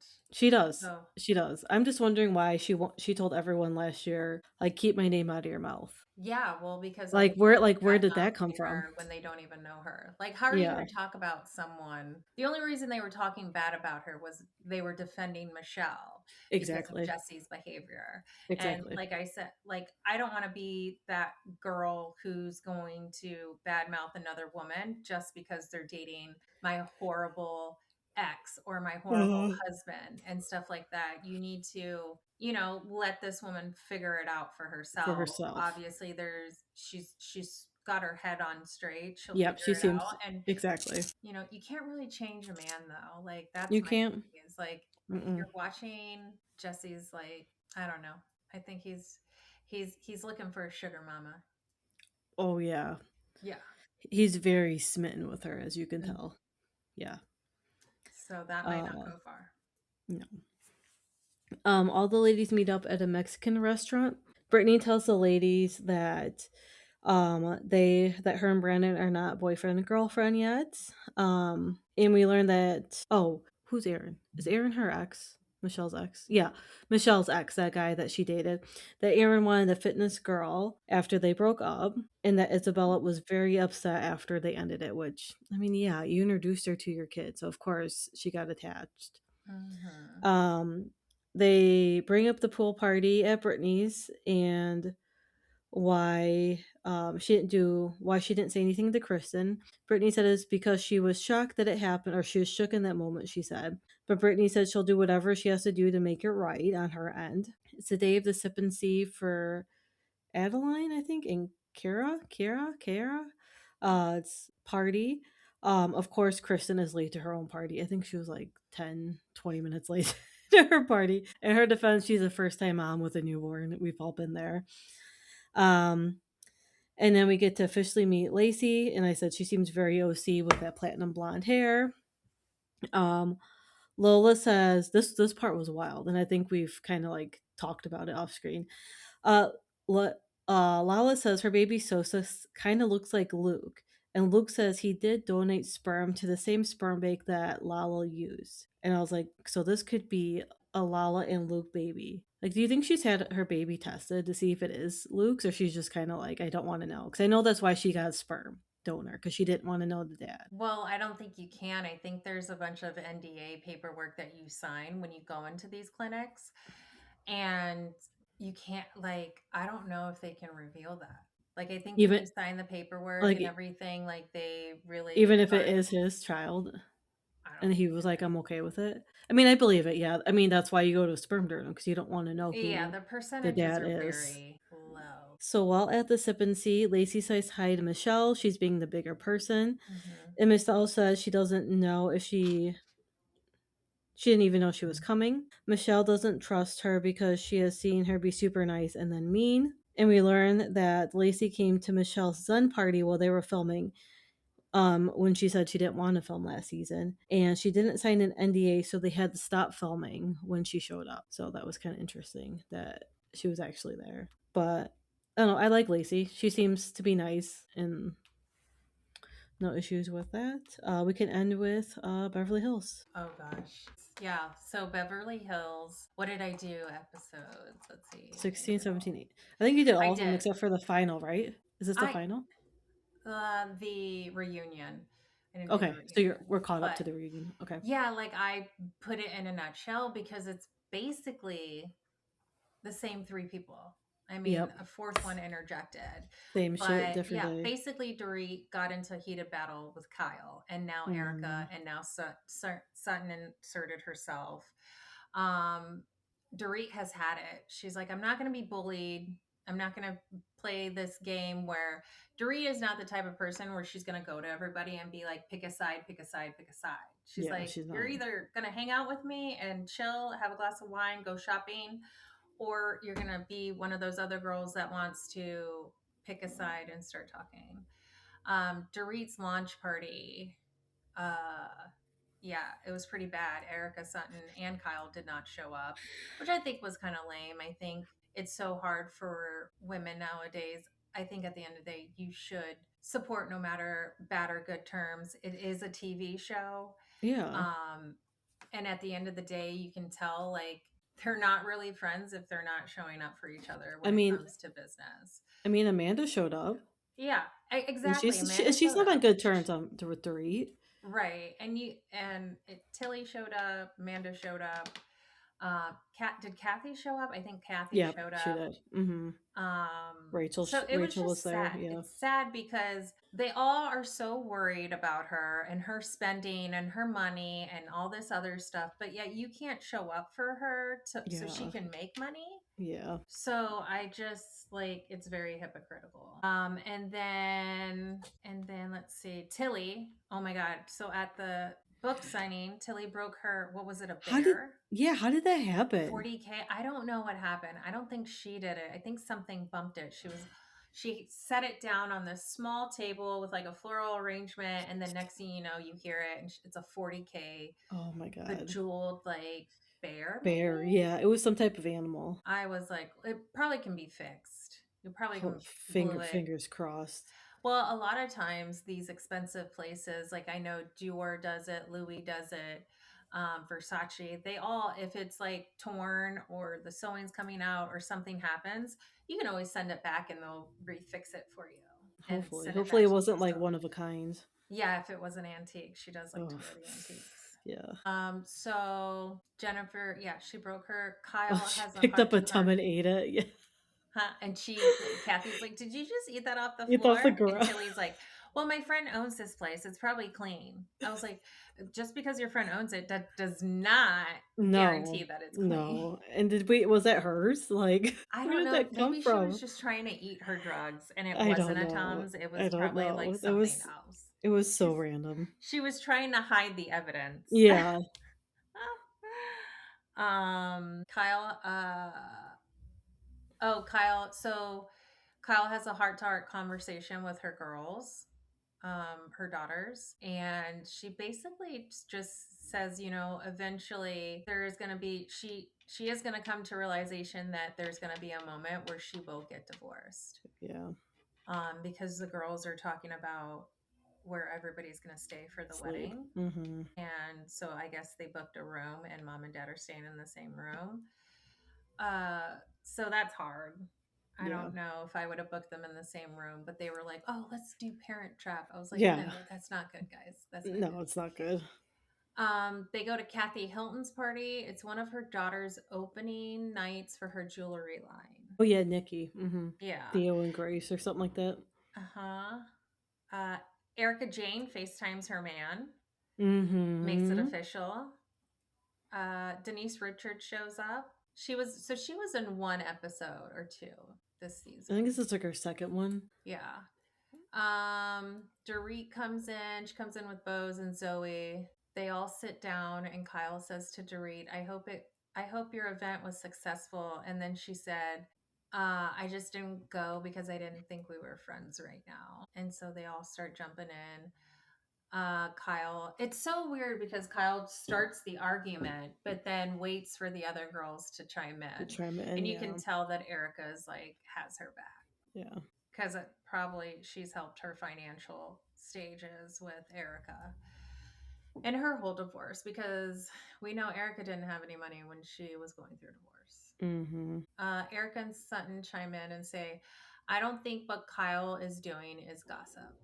I think that's the definition of gossip. I think when you try to get everybody in the group to form the same opinion as Kyle, that's like that's gossip. Yeah. And so they get into a heated argument, and then Erica and Dorit get into it because Kyle's like, hey, someone jump in, someone jump in. So she's signaling Erica, and then Erica chimes in and goes at it with Dorit and says, I got your attention by not showing up. She's like, yeah, it kind of shows me what a kind of friend you are. Yeah. And Erica's like, well, you shouldn't have called me a cunt. You shouldn't have left me in town in Europe, and you shouldn't have put your hand in my face. She's like, 3 strikes, like I keep giving you and giving you and giving you, and you just keep rubbing your feet on like a mat. So Dorit said you changed overnight. I think that's true. I think like the first episodes, Eric was telling Kyle, don't get into it. Don't get into PK's mess. Just stop talking about Dorit and stuff like that. And Kyle wouldn't stop talking about it. And then I think somehow along the line, Kyle was like, if you don't do this for me, like, like I'm not going to have your back. Which that was only Erica's story, though. Her story this season was, talking about her domestic abuse and her therapy, and then having Kyle's back. Having Kyle's back, yeah. Mm-hmm. And so Dorit finally walks off. Zoe steps in for Dorit and says, I don't really think that you guys are wanting to say this to her. And I think there should be, so she tries to be a good-hearted person. Zoe asks Kyle if she's still invited to the wedding, and Kyle says, of course she is. That makes no sense. So you don't come to her book signing event and say, oh, I don't think we're friends right now, but yet she's still allowed to come to the wedding, which we later find out that she also invited PK. She invited PK because she didn't think that Dorit would show up. Well, she did, and she didn't tell Dorit that PK was going to be there. Dorit showed up. She showed up. So, and then at the very end, they do all the girls and what's going on in their life, and the episode's ending, and then Sutton, like, Dorit walks away because she doesn't want to argue anymore, doesn't want to ruin the event, and Sutton follows her up the stairs and tries to make a moment, and Dorit's like, get out of my face, like, I'm done, I don't want to have this conversation with you, like, what don't you understand? There's nothing you can say that's going to end up positive. And Sutton's like, okay. She's like, you're not being very nice. Dorit's like, no, I'm not. Like, get the picture. So Sutton walks away, and then Zoe and Bose end up talking to Dorit to calm her down and stuff like that, which I think is good. I'm glad that there are people in Dorit's corner, because I'm excited to see the reunion and how it's going to go. And see where it leads, because there's a lot of questions on Kyle's motive, on why does she have a hard on for Dorit. Like, this has happened last year too, the same thing where Kyle was talking bad about Dorit and just bringing her down, and I don't think you should do that to a person that's going through a really tough time. So yeah, that's how the episodes are going. Yeah. Well, I can start on episode 56 before we do Bravo News if you want, because I have some more over here. Okay. Yeah. We can go back to The Secret Lives. This is going to be episode 8 and 9. I do have 9 and 10. 10's almost done, but I could also do those. Okay. Episode 7. So Taylor tells us that she has officially learned that she has 2 other siblings besides Aspen and Hunter. She has a little brother and a sister. They're 22 and 24, and they live in Colorado. So these are on her dad's side. Her trust issue, she says, comes back to her bio dad, which I don't think we really know anything about her bio dad, because her dad that's on the show is her stepdad, I believe, that we were seeing. Back in LA, Jen's schedule is very busy, so Stack is being the stay-at-home dad. This episode was all about pickleball in this pickleball tournament that they were doing. Jesse and Jordan celebrate their 5-year anniversary. This was kind of like cringy to watch, knowing that they are now getting a divorce. Jessie says she left her husband after 5 years, so this was kind of she didn't think that her and Jordan would make it to 5 years, because 5 years has always been like a bad luck charm for her, or the number 5. Jordan would like them to renew their vows. Jessie said it would feel like a band-aid if they did that. They're working on things, but it feels like they are never on the same page. Dad Talk meets up. Jace talks about his relationship with Michaela and how hard it is. He thinks they made progress. He thinks they make some progress, and then it's like 4 steps back. After that, Jay says if nothing happens, they will do a separation and see what happens after that. Jen and Zach talk about the next steps after Dancing with the Star ends and what the future holds for them. I don't think Jen is really doing anything now, right? After Dancing with the Star ends, like she didn't get any Broadway or anything like that. So Jen feels the pressure and the mom guilt with being so busy with Dancing with the Stars and not being there for her kids. Zach is afraid of their relationship and how it would handle Hollywood, which I do not blame him. Taylor talks about going to meet her other siblings before she leaves for the Bachelorette. And then we end with the mom talk, dad talk, pickleball tournament. Dakota said it's awkward with, I think her name is like Shania, I think, being there because they texted and Taylor doesn't know that. Dad Talk ends up winning. And while they're at the pickleball game, Taylor and Shania actually talk, and she said, "Oh, hey, how's it going?" Because evidently Shania was dating a married man, and he went back to his wife, and she's being sympathetic with Shania, not knowing what's going to transpire in the next episode. While they're sitting there, Zach and Connor meet up, and Zach talks about trying to find himself the stay-at-home dads, which I believe that's hard because stay-at-home moms have that same issue. And then we end with Taylor and her mom are going to Colorado to find her bio dad's siblings and meet some of her bio dad's family. And Taylor and only her bio dad's friend wants to be on camera. No one else wants to. And Taylor and her mom are twins. They act the same and they both get very defensive. So that's where she gets that from. Episode 8, Layla is going to New York with Mason for some modeling gigs to try and get signed by an agency. She meets with Ford Modeling Agency, which is a very well-known agency. Taylor and her mom meet with Steve. That is her bio dad's best friend. And her mom actually, I think, dated him before she dated her bio dad. Leanne said, Leanne said she dated Steve and went to school with him. He kept saying that her bio dad was very smart, and I think he was like into sports too. But her bio dad got into an accident when he was 19, and that is when he got hooked onto drugs, and everything kind of went downhill for him then. Leanne said that Brian had his hold on Leanne just like Dakota has on Taylor. And in 2015, he OD'd and he used all of the hard kind of drugs. So that was very sad. Her bio dad had a temper and would kick her mom in front of everyone. They ended up breaking up when her mom found out she was pregnant with Taylor. We learned that Dakota is seeing someone and they all know this person, but he won't say who it is.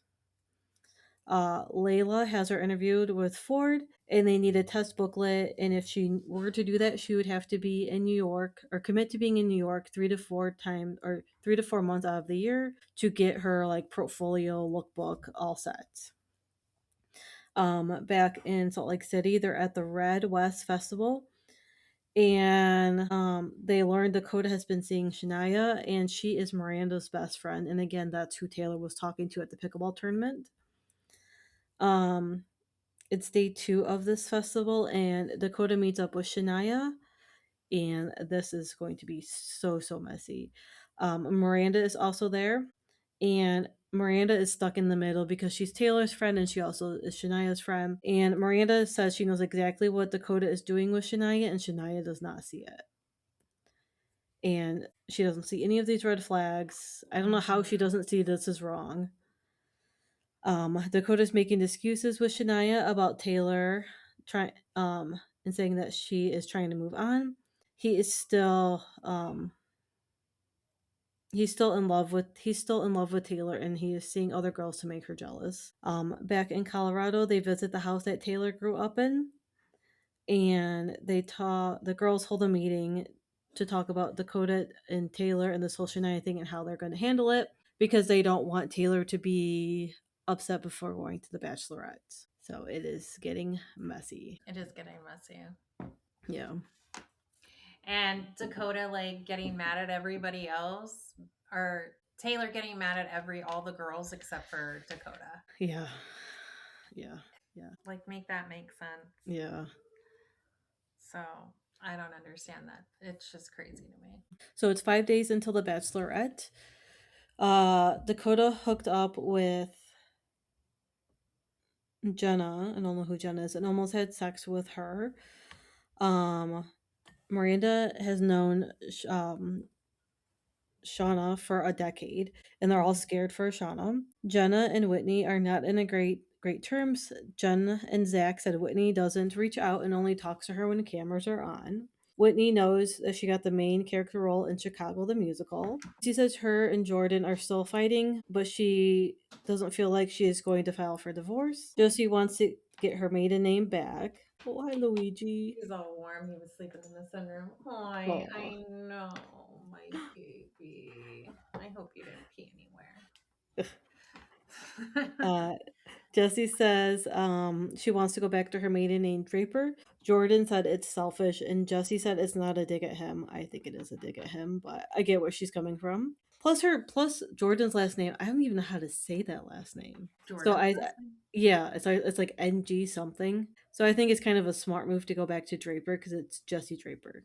Just very short. Michaela tells Macy she's back in therapy and that they have barely made any progress, especially with the intimacy. She said there are times she wants to tell him to go sleep with someone else, and I said I can see why they are separated now. Don't say that. They will. Yeah.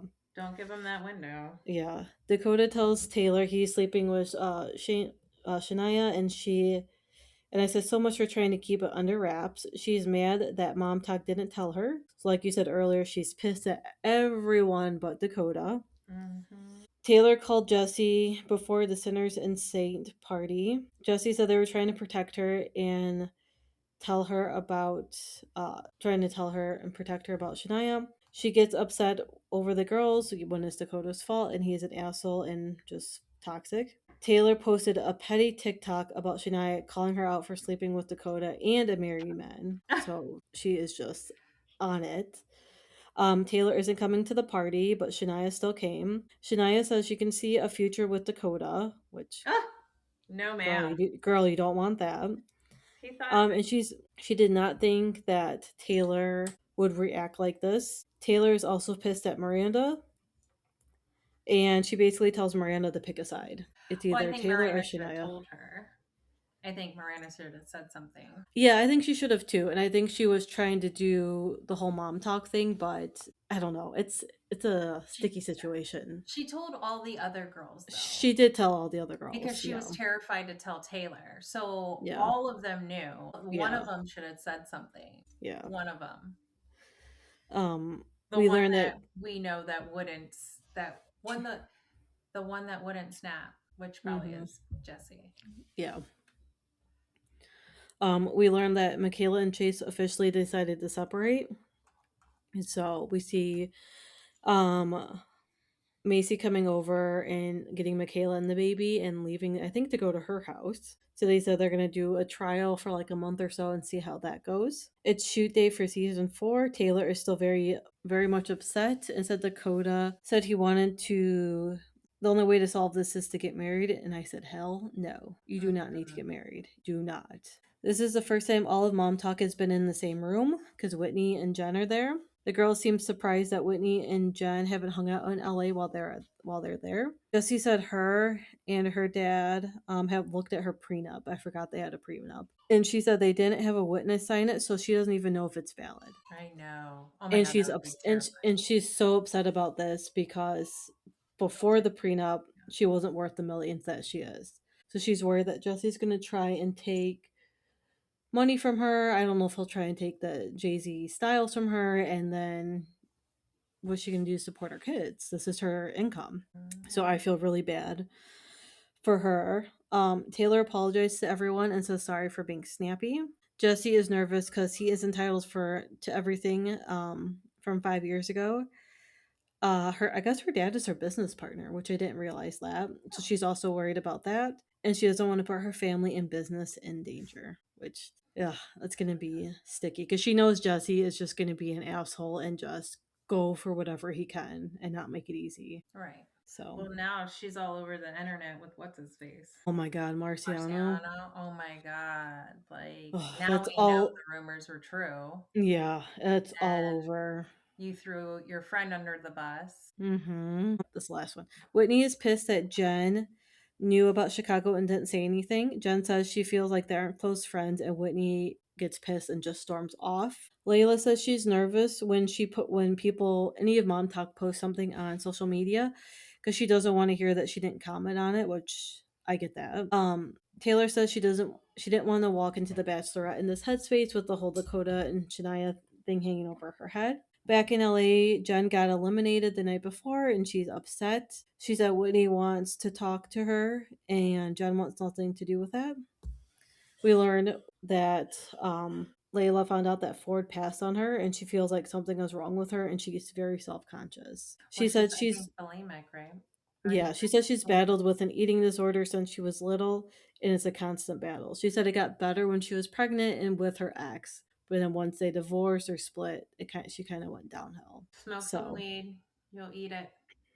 Yeah, Smoke some weed and eat your ice cream. that's what she needs. She said she feels like everyone is getting deals and she isn't. Whitney asked to meet up with Jen, and Zach shows up. Zach said he is filling in for Jen. He says the apology that she sent was bullshit. She said Jen didn't have to go on live and say she wasn't going to vote for Whitney. Whitney said she could have said who she was going to vote for and not just kind of like spin it the other way, which I agree. I don't think she should have said that. Yeah. But she was being petty. It was in the moment. I get it. Whitney said Jen is delusional, and Zach said that their relationship has always been fake. And Whitney wants to hear Jen's apology, not Zach. Back in Salt Lake City, Jesse, Miranda, and Layla go to a spa. They ask her how she feels after the whole Ford modeling no go. And she said that she feels like something is wrong with her, that she needs to be skinnier. And they said, when was the last time you weighed yourself? She said a couple days ago. And she is 99 pounds. And this girl's what, like 5'10"? 99 pounds. That's dangerous. I don't remember the last time I was 99 She'll pounds, fall which is and break probably like, yeah. She doesn't think she's small, and she says she doesn't eat, and her body hurts because she doesn't have any fat on her bones. So when she lays down, she said it's just bone on bone. Ugh. She said she's been using a GLP-1 for a year now, and she said she originally started it to lose stubborn weight, and now she's just kind of like addicted to it. And she said the last time she took her GLP-1 was last week, and she's getting comments all the time on her Instagram and TikTok of people saying, "Are you okay? You need to eat. You look so thin." And she says she doesn't like the post because of the comments, and she doesn't know how to stop. So this is like 14 hours before the Bachelorette. Dakota is dropping Ever off for the last time before she comes back for the Bachelorette, 15 hours before her flight. The next morning, 4 hours before her flight, we see Dakota leave in the morning and he's got like a little grin on his face. So they obviously hooked up. It's 2 hours before her flight and she isn't ready. She says she isn't feeling well. Her mom and sister are there to take her to the airport. And she said she's not going. She doesn't feel good. And her mom said, "You made a commitment and you need to be there." And she said, "I'm not going." So her sister and her mom leave with her kids to go to the airport without her. Her kids, Taylor's kids. With her kids, yes. While Taylor's at home saying she doesn't feel good. The girls are at the airport. They made signs. And they heard from Jordan that Dakota and Taylor were together last night. They see her mom and sister at the airport and they find out Taylor isn't coming. Jesse said, "Is it because she slept with Dakota?" And her mom had no idea of this, and her mom is pissed. Her mom and sister are very pissed, and they said that if she doesn't show up, they are done with her, and they contemplate even getting on this flight because she's not there. Why should they go? The ladies head to Taylor's house to tell her she needs to get to the airport. They somehow get into the house and tell her she needs to go, and she said, "I'm not going. I want to be left alone. I don't feel good." And Jesse said, "I'm tired of you doing this shit. We're trying to support you, and you're making it very hard." And she leaves. Back in LA, Jen thanks Zach for talking to Whitney. Taylor finally gets on the flight. Dakota calls her and he apologizes and says he's sorry about Shania. She said they're toxic and he agrees. Taylor said this would be a good break for them, and he said, "If you find someone great, but if you don't, save a rose for him." And that was the last I saw. I know there's still a little bit, but yeah, they're so toxic. Oh my god, so toxic. So that was the end. That was the end. That was the end of it. I can do Rhode Island episode 2 and 3. and then we could do Okay. Summer House, and then I could finish my last episodes. Okay. Rhode Island episode 2. Oh, Liz has a stepdaughter, and her stepdaughter is pregnant with her boyfriend. Yeah. Liz and her husband have full custody of the girls since they were little, so that makes me wonder what happened to their like bio mom. Yeah, that would be Because typically dads don't get full custody. You know what I mean? So I feel like that's would be an interesting story. Joe Ellen and Ashley have a kids play date. Ashley talks about the struggle with Jared and him always being at the coffee shop. We meet Rula. Rula has had her ups and downs with Joe Ellen. She said she has started rumors. Joe Ellen has started rumors of Rula. Rula has a mistress. Rula's husband has a mistress, and there are pictures posted online. And Joe Ellen has been showing everyone. Rula confirms it was true, and it has since stopped. Liz said, "You know, this is still going on," and Rula said, "No, it's not." Rula said Liz and Gary have their own share of problems, and Liz has stuck with him. And Liz said it was because of the kids, and Rula said the kids aren't hers because they aren't hers; they're her stepkids. Right. Rula owns a boat and is a captain. She runs a financial planning firm, and her and Brian have been together for 12 years, and he is a foot doctor. The ladies head to a winery, and Joe Ellen isn't looking forward to this because she found out, like, as soon as they got there that Rula was coming. And everyone is talking about Rula and how Joe Ellen told them about the affair, but Rula doesn't end up showing up. I don't remember why, but she doesn't end up coming. So they have a box where they all put questions about each other, and they're gonna read these questions off and answer the questions. Rula FaceTimes Kelsey and tell her she won't be able to make it to the winery. We learn Rhode Island is a big swinging state, so a big upside down pineapple. Mm-hmm. Kelsey said she is dating someone else and her current guy won't marry her and give her kids. And then we also learn that Liz knows this guy named Dino who is also connected to Aaron Hernandez. Do you remember that football player? Mm-hmm. The guy for dogfighting. I don't know if it was that, but he has since been deceased. But Yeah, he went to jail and then killed himself. is that what happened? Yeah. I know he's not with us. But Aaron Hernandez's baby mama or wife, I don't remember, had a baby with Dino as well. So that's the tie to Dino. But evidently there are rumors that Liz and Dino have had a relationship or affair. And Alicia called her out on it, and Liz said that it's not true. And there are just a lot of rumors and affair rumors, and they are not shy about them, which I like. I like that they're being open about it because all of the other housewives just push it under the rug. Mm-hmm. Let me find episode 3. Episode 3, the ladies tell their husbands the drama that happened at the winery. Liz says she used to be with her husband all the time until he started fly fishing and then she started to hang out with Dino more. Joe Ellen and Rula and their husbands are going to see each other at the Studio 54 party. Rula's husband told Joe Ellen's place of work that she was accusing him of cheating, and then it got back to her. So he somehow told someone higher up, and then they told HR, and HR told Joe Ellen.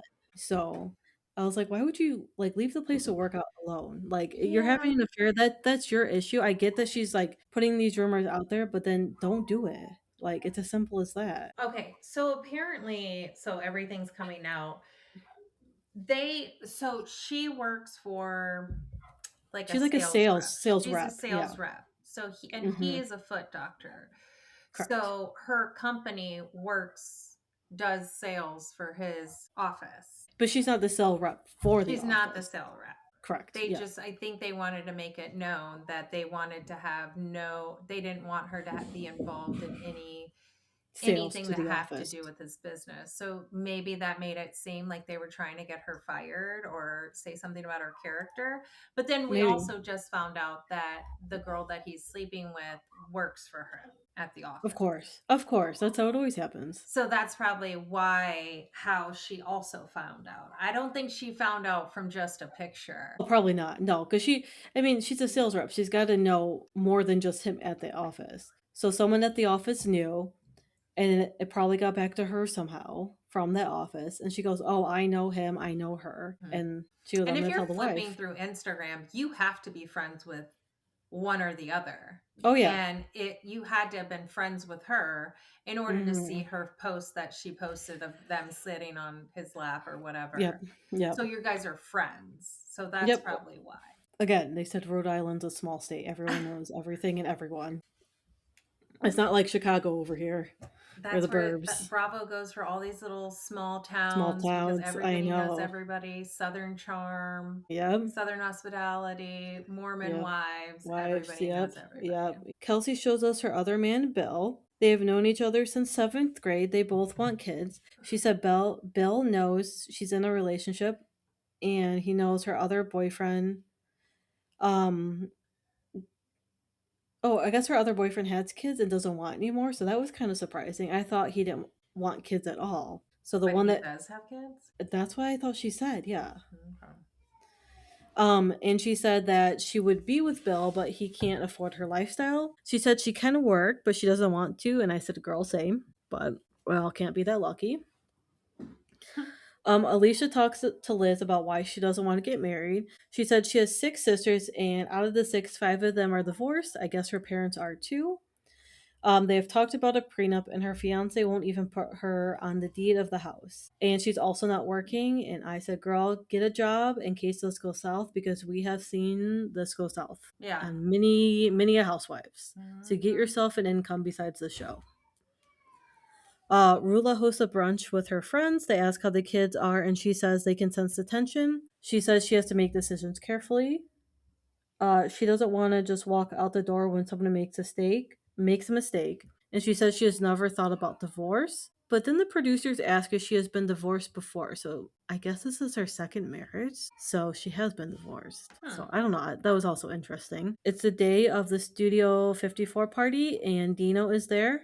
I really want to know more between them. I guess Dino and Jerry are close. So I wonder if it's like not like an open relationship, but like you can have Liz and I can have Liz type thing.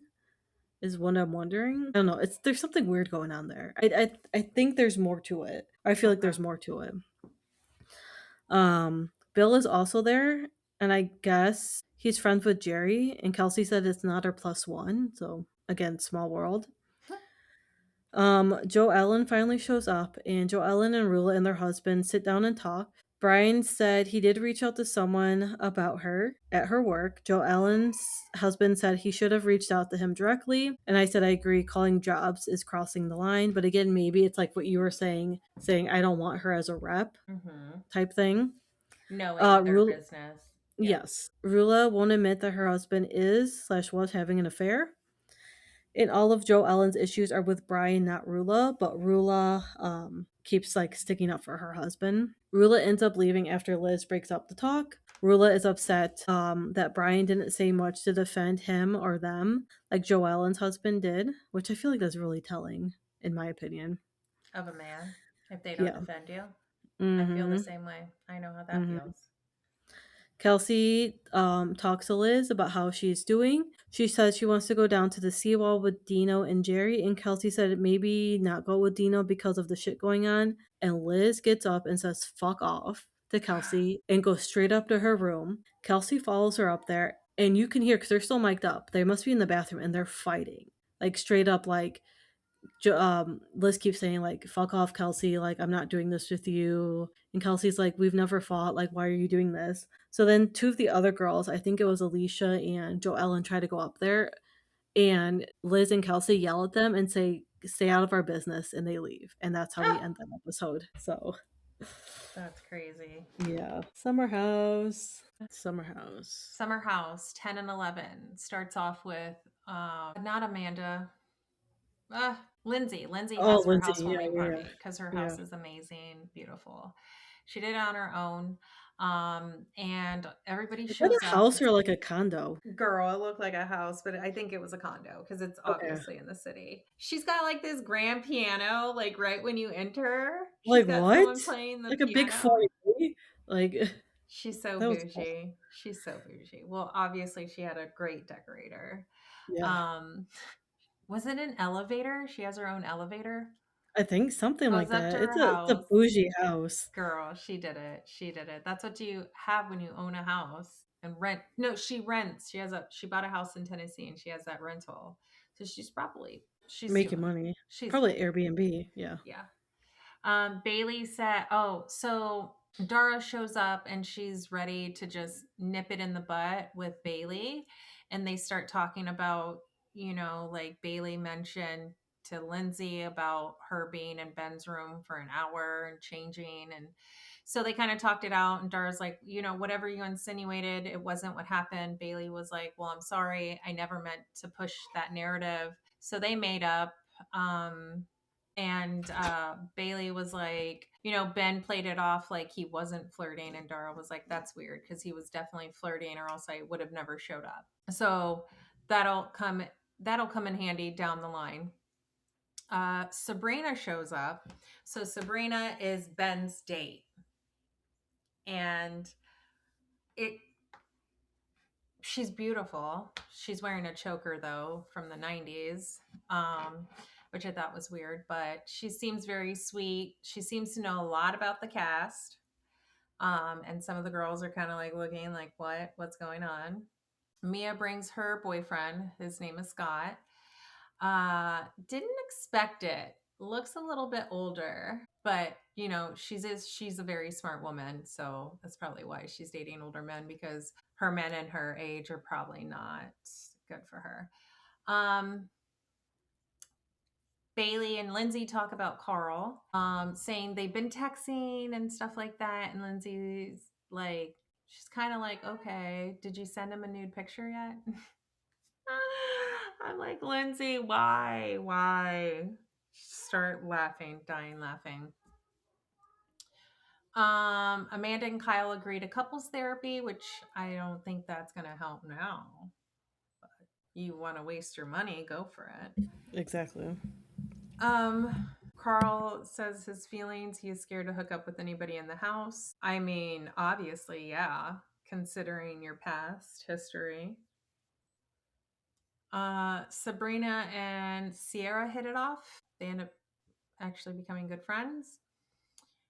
Lindsay does a speech. She keeps mentioning her Carl and pointing out that Carl just looks so awkward, because she's basically making a speech and she said, I wouldn't have gotten this far if it wasn't for my ex or my fiance leaving me. Yeah. Dying laughing. Like everybody's like, who's her ex? That's her ex. And they're pointing at Carl, and Carl's just like, dead. Sabrina oversteps and is talking to Amanda about her relationship with Kyle. And in confessions, Amanda's like, who is this chick? One day Ben's going on a dating night where trying to meet women, and now he's all of a sudden in love. So they find it weird. Yeah. Sierra also goes to the house that she bought, and she meets up with the architect, and they take a look at the grandpa's house. It's definitely a fixer-upper, and it's definitely one of those old school ranch houses where it's not like upper basement. It's just all on one. But it's got good bones. It seems like. Good bones. Yeah. Her grandpa did build it, so it may be a little bit jerry-rigged. Yeah. So it's gonna cost a lot, I think, but good for her. Yeah. Jesse's in the studio making music. That's new. Oh, it's not new. He's in the studio. He's kind of giving between, I don't know if you know who Jack Johnson is, Jack Johnson and John Mayer vibes. I think he wants to be a John Mayer. But he's got a good voice. Not gonna lie. Good voice, good genes. Keep it going. Amanda, Lindsay, and Mia meet up for lunch in the city. Mia kind of lays it down on the rules for her man, kind of like does like a contract with him, saying that he can only go out of town for like 3 nights in a row and then has to come back home for 2 nights and stuff like that. And Lindsay's like taken back because she remembers in her episodes when she wrote down everything, her timeline of having kids, being married, having a baby and stuff like that. And it's always good. It's good to have goals in life, because if you don't have goals, then you're just sitting in a stale life. Wes goes to a wedding. Boo, nobody cares about Wes. Ben talks about telling Sabrina that Ben wanted her. Oh, so I guess during the housewarming party, Amanda and Sabrina kept talking, and Amanda was like, "This is so weird." Like I guess there's a group chat, which I would love to see this. I hope they show this in the reunion or explain it better. But Amanda said in Confessions that there's a male group chat going that Ben was trying to have sleep with Amanda and basically F her, which sleep with her. So it's crazy to me. It's all coming together, like why Bailey would say her comment and then Ben coming out. I think he was just trying to save himself and not look like he had been trying to come after all these girls. Because he knows it's going to come out later too. When the whole time I think he was dating Sabrina, but acting single. So is Sabrina the one that he was talking, I think, Sierra about, saying like, I can't get this girl off my mind? Yeah. I don't think this might be. I don't think she was that pretty. Yeah, in the my Indian mind. girl. Yeah. Yeah. I mean, I think he can do better, but that's just me. yeah. Well, Not saying I can do want to be better with 'cause I him. don't know about Ben yet. I don't know. Yeah. Like in the beginning, I thought he was cute and nice, but now Yeah. after he yelled at Bailey, I Bailey. was like, Yep. Yeah. That. ick. I got the ick. I got the Mhm. ick. Amanda does apologize to Sabrina, and but that's in the next episode. Or that is in the same episode. She does apologize to Ben, but Ben's been acting single and now he's in love, which I agree with Amanda. Ben said it's been a tricky summer. Amanda does the right thing. She stands up for the girls. It's weird. It's weird because they have a party and Wes like invites all girls. He gets on his phone and they have a pool party. It turns way left. So Carl is upset with Kyle that he didn't reach out to him on his anniversary of his brother's death. Carl's trying to tell Kyle that. Wes gives Kyle a heads up. I don't get why nowadays, like, we're giving people heads up instead of getting the reality reaction. So I kind of don't like Wes and I don't like Jesse for doing that because that's not what it's about. It's about confronting someone and actually getting their real emotion instead of catching, like, giving them time to think about their feelings and giving them an answer. Yeah. Carl does tell the guys that Kyle does whatever he wants, which is true. Mhm. They all go to Topgolf. Ben and Amanda have a heart to heart. She says she's sorry what she said to Sabrina and she didn't mean it. Sierra golfs in heels, which I thought was pretty cool. Mia having dreams about her parents because both her parents have passed away. And she said she had a really crazy dream. Yeah, that was. I kind of like it. It was just weird to me. So she's saying that she was seeing them in her dreams. Yeah, that means her And parents.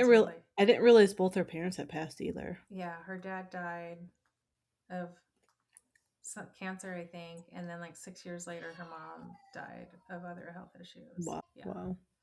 I can only imagine. Yeah. But it means something when something is in your dream. Both your parents who have passed away, and you're dreaming about them, you're thinking about them. So they're trying to tell you something because I do believe in the afterlife. I do believe there is, like when I believe our body dies, but our souls don't.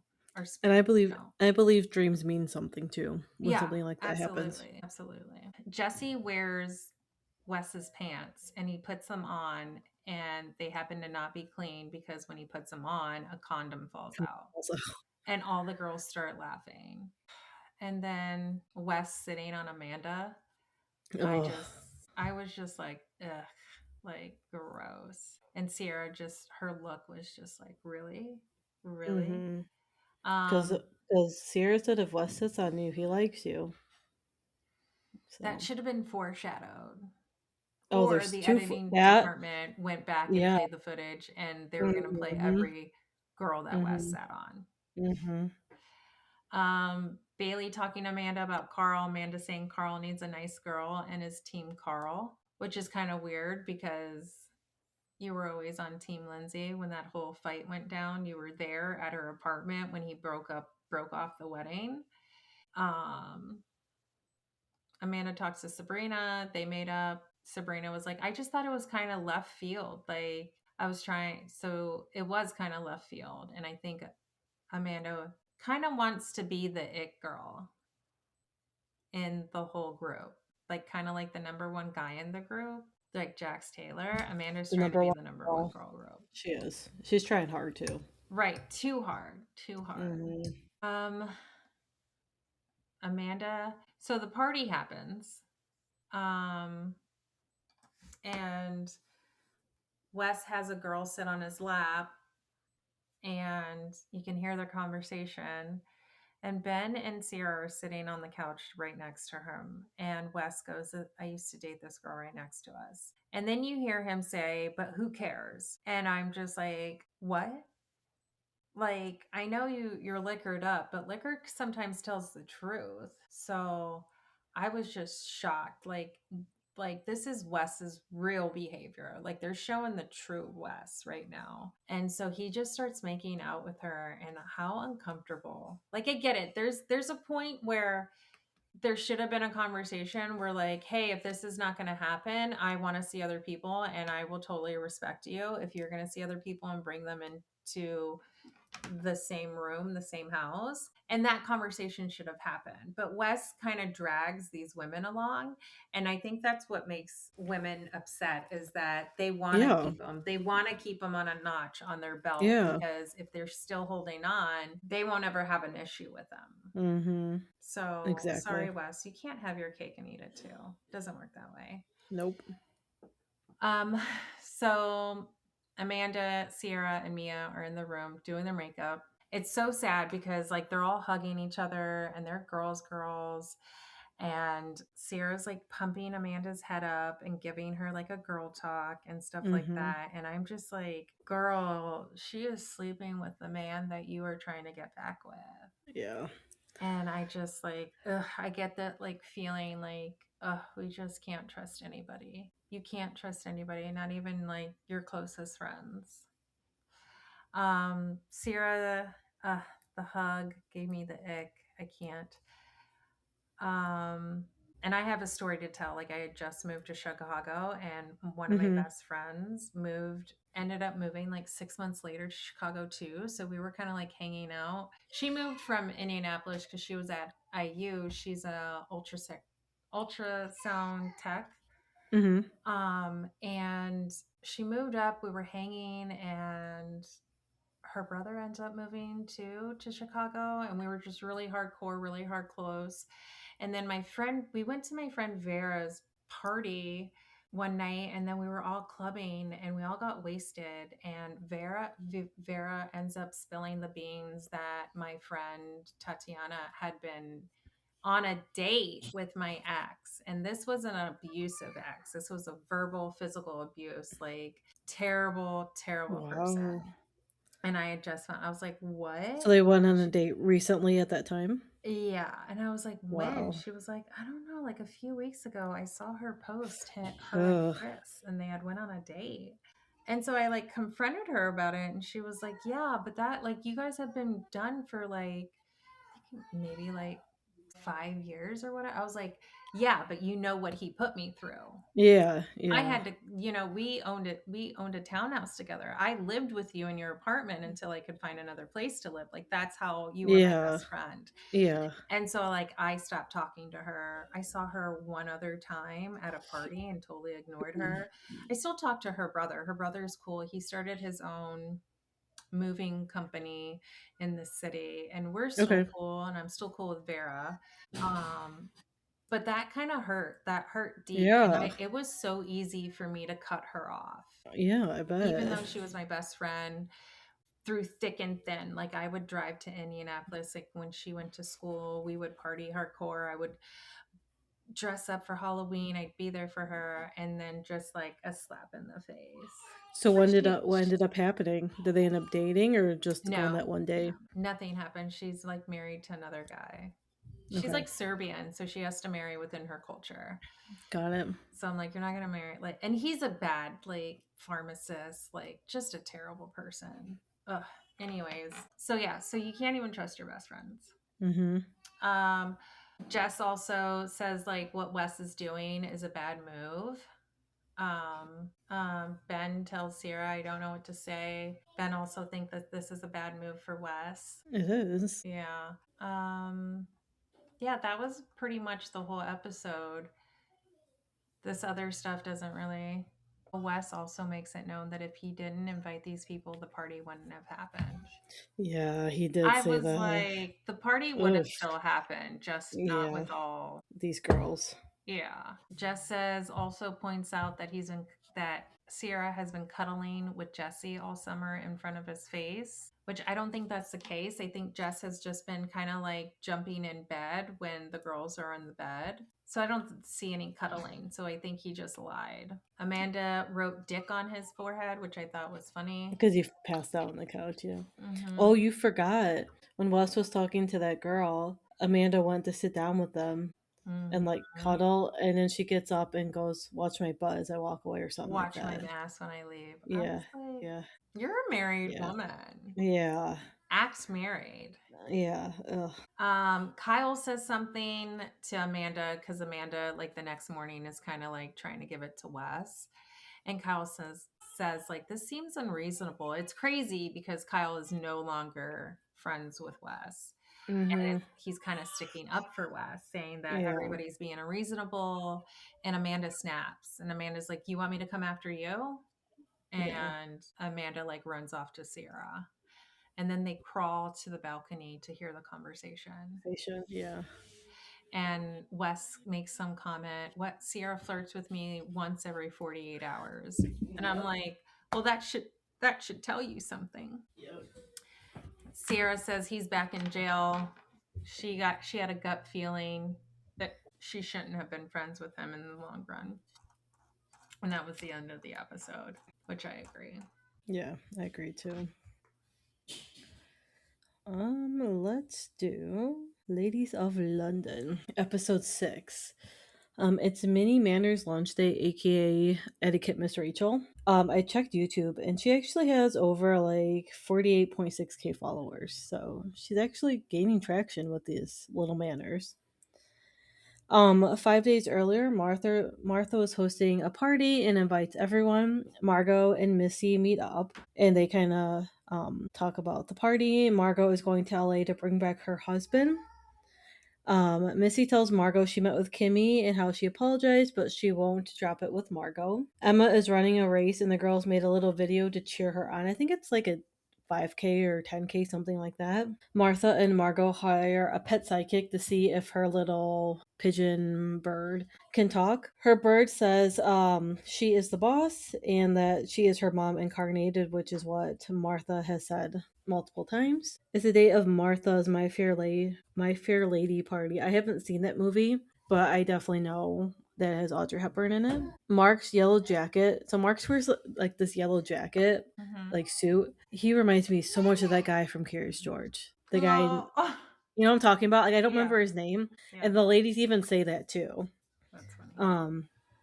Mark, Kimmy, and Michaela call Emma, who's in Kenya, doing this race. The other ladies are tired of Mark saying mean things. He's kind of made a turn for the worse, I feel like, in those last couple episodes where I liked him, but now he's just kind of like talking shit about everyone and thinks he's like the shit. Kimmy and Margot sit down to talk. Martha calls Kimmy a bitch in front of everyone at the party, and Kimmy ends up crying, and her and Martha make up. Episode 7, Michaela's brother is in town. He is from Boston, and he puts the girls through a workout. I guess he's like a personal trainer. Martha says Kimmy has a heart of gold, but she is a tiger when she needs to be. That day, and during the party, Mike tries to be funny, but it definitely comes out wrong, which I agree with. Mark and Kimmy meet up to talk about the picnic. Kimmy thinks Margot is using Martha for people who she knows to kind of get her farther in her career. Margot is celebrating the 4th of July, which is obviously not celebrated in the UK because that's when we got our independence from UK, so it's not celebrated there. But they do celebrate the 5th of July. It's the day of Michaela's polo birthday party. Well, at the polo birthday party, Mark starts talking shit about Margot again and says she won't make it in London. She is better suited for LA. Missy confronts Mark about Margot, and he says she doesn't matter. and she shouldn't feel bullied and that she is fine. And he goes, Wow. I've been bullied and I'm not bullying her. And then we end with Emma inviting them all to Longleaf, and that is like where like her husband's family has like not like an estate with like a house and grounds and everything. So that episode they all arrive to Longleaf, and then on the way there, Margot is a hot topic of conversation. Emma's house is amazing. It is just what you think it is. It's like an old house with a bunch of cottages. And she is like semi royalty. I don't remember her exact title, but she's up there in royalty because of her husband. They all arrive and go straight to the zoo because she has a zoo on her property. And she has like a safari boat ride, which I thought was kind of cool that you can take on this river or whatever, and you can see all the animals they have. And then they have sea lions that actually live in the water where the boat's on. Aw. And the ladies are all staying on cottages on the property. While they're getting ready for the party, they talk about how everyone's car ride was. Margot said it was chill, said she wasn't with Mark Francis and Kimmy, and Lottie said she feels closer to Mark. While at this little party, Margot is hungry because she's starving and drinking, so she starts to eat dessert, and everyone kind of gets mad at her because they said that's bad manners. Emma says her life is very exposing and there's nowhere to hide, and she kind of lives and she learns type thing. Like she throws a party and she'll learn from it, and then do better in the next party that she throws. And I would love a show about Emma's life. It is so interesting, with the life that she leads. They ask, so she tells the group they can ask her any questions. They ask if she has a tiara, and she said she has 2 of them, and one she wore with her wedding dress, and her wedding dress and tiara are on display for people of Longleaf to see. People, Emma said people can buy tickets to her house, and when they get a ticket, they can come walk around her house and say hi to her. And I was like, that is really like personal space, but that's just part of the life. I used to like Mark Francis, but now I don't. He likes to talk shit about Margot and doesn't see why he is wrong. And he said she needs to move on. Mark says he'll never be close with someone who walks around in a transparent dress. I was A like, what? excuse me. He'll never be friends with someone who walks around in a transparent dress. Because Margot was, I didn't think Margot's dress was transparent, but I was just like, all right. Mark gives her, we'll give her a compliment. We'll give Margot a compliment. And then when he leaves, he'll talk shit about her behind her back. Emma says he won't stop doing that, and that if Margot is upset, then she needs to tell Mark about this. Margot calls Mark over to talk. Martha tells Margot they need to have a chat, and Mark says, I'm not moving and she will get over it. Margot says, I can hear you and you're being nasty. Just come sit and talk to me. He said, I'm going to leave because this isn't going to turn into a fest. And Kemi said that Margot was wrong for making Mark leave. And Margot said, I didn't do anything. I invited him over here. And then Kimmy goes, you're a bitch, and walks off. So that's how we leave that episode. The Valley, episode 2 and 3. Episode 2, I really hate the storyline for Kristen about the whole not being her and her husband not being having sex and stuff like that. Like, we get it, she's a mom, just leave it alone. Brittany shows us the sensory playroom she did for Cruz, and I love the sensory play that she's doing for her for the autisticness. Like, that was so nice to see all that. We learned that Benji wants kids, and Zach says he doesn't really know if he wants that. And he asks about Brandon and how it's going. Brittany says he hasn't asked her to be his girlfriend yet. And then we go to Sosa's first birthday party. Jen and Kristen are in the same room since Brittany's pool party. And Lala is flirting away with this life card, and I thought that was so funny. I forget what she said, but she said something like, can I have your number? And then, like, I can only talk to you when my kids are sleeping or something like that. I thought it was funny. Tom Schwartz. I think Tom Schwartz would make a good dad. I don't know about you, but I feel like he'd be a good dad. Once he finds the right person. I think he'd be He really is, good. yeah. I mean, he was even, think, like, playing with Cruz in the pool in this episode. And I was like, I really like that. I like seeing that other side of him. Janet and Jasmine talk. She apologizes for speaking on stuff she shouldn't have. Janet says she has started therapy because she doesn't know why she's so mad. Jesse and Zach meet up because they weren't invited to Sosa's birthday. Zach says Lala invited Jasmine to her daughter's party, but Jesse and Zach were not invited. Jesse said him and Lacey started talking when she was 23 and 24 and then picked back up after he filed for divorce. Luke tells Tom that before Sosa's birthday party, him and Kristen finally hooked up. Lala asks Nia if she will talk to Janet, and she says no. Lala brings Janet out to talk to her, and it's so awkward. Janet's like, "Oh, how's the baby?" And she's like, "Fine." Yeah. Like, that "How's was the an house?" awkward. Yeah. "Fine." And she's like, Janet's like, "Is there anything you want to get off your chest?" She's like, "No." No. And then Janet's like, "All right, well, I hope everything goes good." Like, Janet was trying. I'll give her that. But Nina was like, "No, not having No. it." Something, yeah. It's crazy Nina, because yeah. nobody's putting the effort for Janet. And Lala's being there for her, but Yeah. So then Danny and Zach go to a vasectomy place because Nina wants Danny to get a vasectomy. And we already talked about this, but I said good for Lacey that she will never live with another man while she has a child. She won't move to LA. Her daughter goes to good school and has a good support system where they're at. And she did good in her divorce. And like she said, she thinks every woman should do good in the divorce.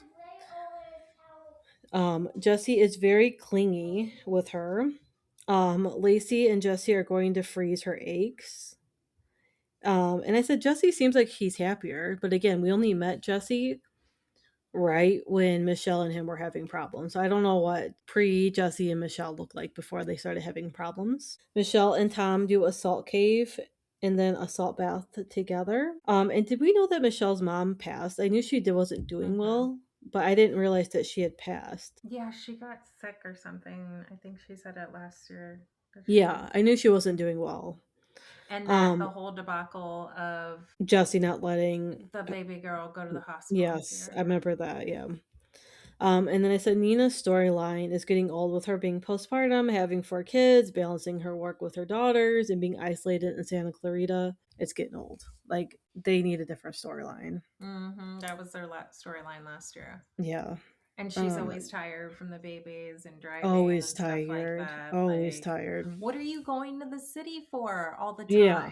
What are you Well, going for? like you're in Santa Clarita. Like, it looked like that was a long drive. So episode 3, it's been 10 years since Brittany got her boobs done. She's getting a consult for a mommy makeover. She said after she had Cruz, her boobs got bigger. But I feel like now seeing her after this mommy makeover, I feel like her boobs still look huge. I feel like she didn't get anything done in that department. Jason. Yeah, who are we talking about? Brittany. Okay, so I don't know if this is before or after her procedure. But I'm just saying, like, I see pictures of her now, and I feel like her boobs still look huge. Well, her whole body still, I mean, I don't even want to talk about it because I think she's still a really good-hearted person. But yeah, like, Oh, she is, yeah. whoever she's going to, she needs to be fired. Well, she said that the guy she went to did her boobs before and then have done all of Jack's surgeries, like all the nose and stuff like that. So Jason and Luke meet up and Luke talks to him about Danny and how he yelled at him. Luke wants to try and get through to Janet and Luke, or get through to Janet and what's his name? Her husband. I can't think of his name. I haven't even seen Janet's husband on there yet. Has he been on there? This was the first time, episode 3. Oh. It's the Y2K party, and Kristen doesn't want to be away for her kid for the first time. I get that. Been there, done that. And they all get ready for this Y2K party. Nina rented a party bus so that way her youngest daughter, Adeline, and her mom can be on the bus, and then when she needs to breastfeed, she can go breastfeed. Yeah. They get to the party at 8 p.m. on a Wednesday and no one's there. Like, it's literally just them in this bar. Jasmine asked Michelle how things are going with Jesse. She said they have their ups and downs, and she said that she wouldn't have to interact as much if it wasn't for the show and this friend group. Jasmine chimed in and said some people aren't genuine, like Lala, and then they have a flashback to when Jasmine and Lala met up a couple days ago, and they say, "Can't believe we've been friends for so long," and just celebrating their friendship. We get to see Brandon and learn he's going through a divorce as well. He asked Brittany to be his girlfriend, and I think he needs to slow down. I don't like him. I don't know how you feel about him, but I don't like him. It's Nia and Danny's housewarming, and they all drive to Santa Clarita, and they all complain how far it is. I felt like with the cowboy hat, if you looked fast enough, Brandon looked like Mo, like Kyle's husband, ex-husband. If you look fast enough, I kept thinking it was Mo, and I kept saying, why is he on the Valley? He's on like every other housewife. He's Like, why is he popping up here? everywhere. Yeah. Um, and then I don't know. I don't like Brandon. He starts to talk shit because in the car, they're talking about Jasmine. Lala's talking about Jasmine and what Jasmine said to her, and then Brandon brings that up. Like, why is he starting drama? You don't even know these people. Stay out of the drama. So then he starts drama between Jasmine and Lala, and then Jasmine and Zach, and then Brandon and Zach talk, and that's when Zach finds out that Brandon asked Brittany to be his girlfriend, and Jack keeps saying, I have all these red flags. It's not because of you, a little bit because of you, but because Brittany's in a vulnerable position right now. And he understands that and sees why. But I don't know. I don't like him. I hope they're not together still. Quick Bravo news. Dakota is being edited out of the Vanderpump Villa season 3. Oh, I was hoping he wouldn't. I was wondering why I didn't see him in any of like commercials for the Vanderpump Villa. Well, I guess that just goes to show that Taylor's Bachelorette season gets canceled and his season of Vanderpump Villa will get canceled. Yeah, wasn't it just an episode of when all Yeah. the dad talk Yeah. people came Yeah. in? Yeah. Lisa from Real Housewives of Miami there was a warrant issued for her arrest and for Jody's because they supposedly placed like a listening device in Lenny's car. Mm-hmm. So they both have mugshots. Lisa have turned herself in. Jen Shaw broke her silence, after getting out of prison with People magazine. I haven't watched this yet. I did watch clips. And from what I saw, she's taking no accountability, nothing. Oh yes. What's her name? Sia? Sia from the new spin-off of New York. Her husband filed for divorce, but like after what, 5-6 years? 6 years. Something like that. Yeah. Wes and Amanda were spotted at the Yankees game. That has been going around all over. And they kissed. Yep, and they kissed. Kyle Cook and Megan King Edmond, because she was on OC, were spotted kissing. Ugh. Yeah, it was an awkward kiss. It was a forced kiss. I didn't think Kyle wanted that kiss. And they're such a weird couple. I don't think they're a couple. If they are. Yeah. Sierra has spoken out where she stands, and she did her little, like, a cover shoot. What else? I'm trying to look on my. Oh, Hannah was on Sports Illustrated. She did a swimsuit. Yeah, she looked really good. Yeah, she did look really good. She looked really good. Erica was on Bailey's It Girl? Mm-hmm. Really? Mm-hmm. Luke is running for governor. Oh, or he's running Minnesota, right? Congress. Yeah, he's for St. Louis, right? Mm-hmm. Something like that. Or northern Minnesota. I don't know. He's running for something. He's in the politics now. Yes. So good for him. They showed the city trailer, which will have Kyle, Amanda, Wes, Lindsay, Sierra, and a couple new couples. Yeah, I think that's it. There's been so much, but besides the mom talk with Taylor, Amanda, and Kyle, and Wes. I mean, they just don't care. I think they're going to try to break this narrative of it's okay to sleep with your other significant other if the marriage is wrong, which I don't think that should be the case in anything. And I hope Bravo kiboshes it. I can't wait for the reunion. I can't wait for Lindsay. Do you think that Wes will show up? Do you think they will both show up? I think Amanda will. I thought Amanda said she was going to show up because someone told her that if you skip the reunion, then there's no chance of you like being on Bravo after this. I'll say if you don't show up, then you're done with Bravo. And I think Amanda has said that she will. I mean, I hope they both do. They both need to be in this grave that they dug themselves. They need to face those consequences. Didn't know that the Glam magazine. She looks great. Yeah. Mm-hmm. It's just crazy because I want Sierra to get the same initiative that Ariana, all of Ariana them got, got, but yeah. Mm-hmm. I mean, Ariana kind of lived with Tom for a very long time, Yeah. Yeah. and we're like technically married. When Sierra and Wes, they only dated for maybe a week or two. But still, I mean, I think the main thing that I get upset about is that that was her best friend. That's That was her girl best friend. code. Yeah. That's what gets me. I could never phantom doing that to my best friend, I like could back in the never. day. I Like, mean, I don't like men in general, so just like what is the saying? Girls before, hoes before no, bros, yes, hoes yeah, before was bros. before bros. So, Oh God, oh, I don't know. I still feel like this is a bad dream. it is. It's a crazy dream.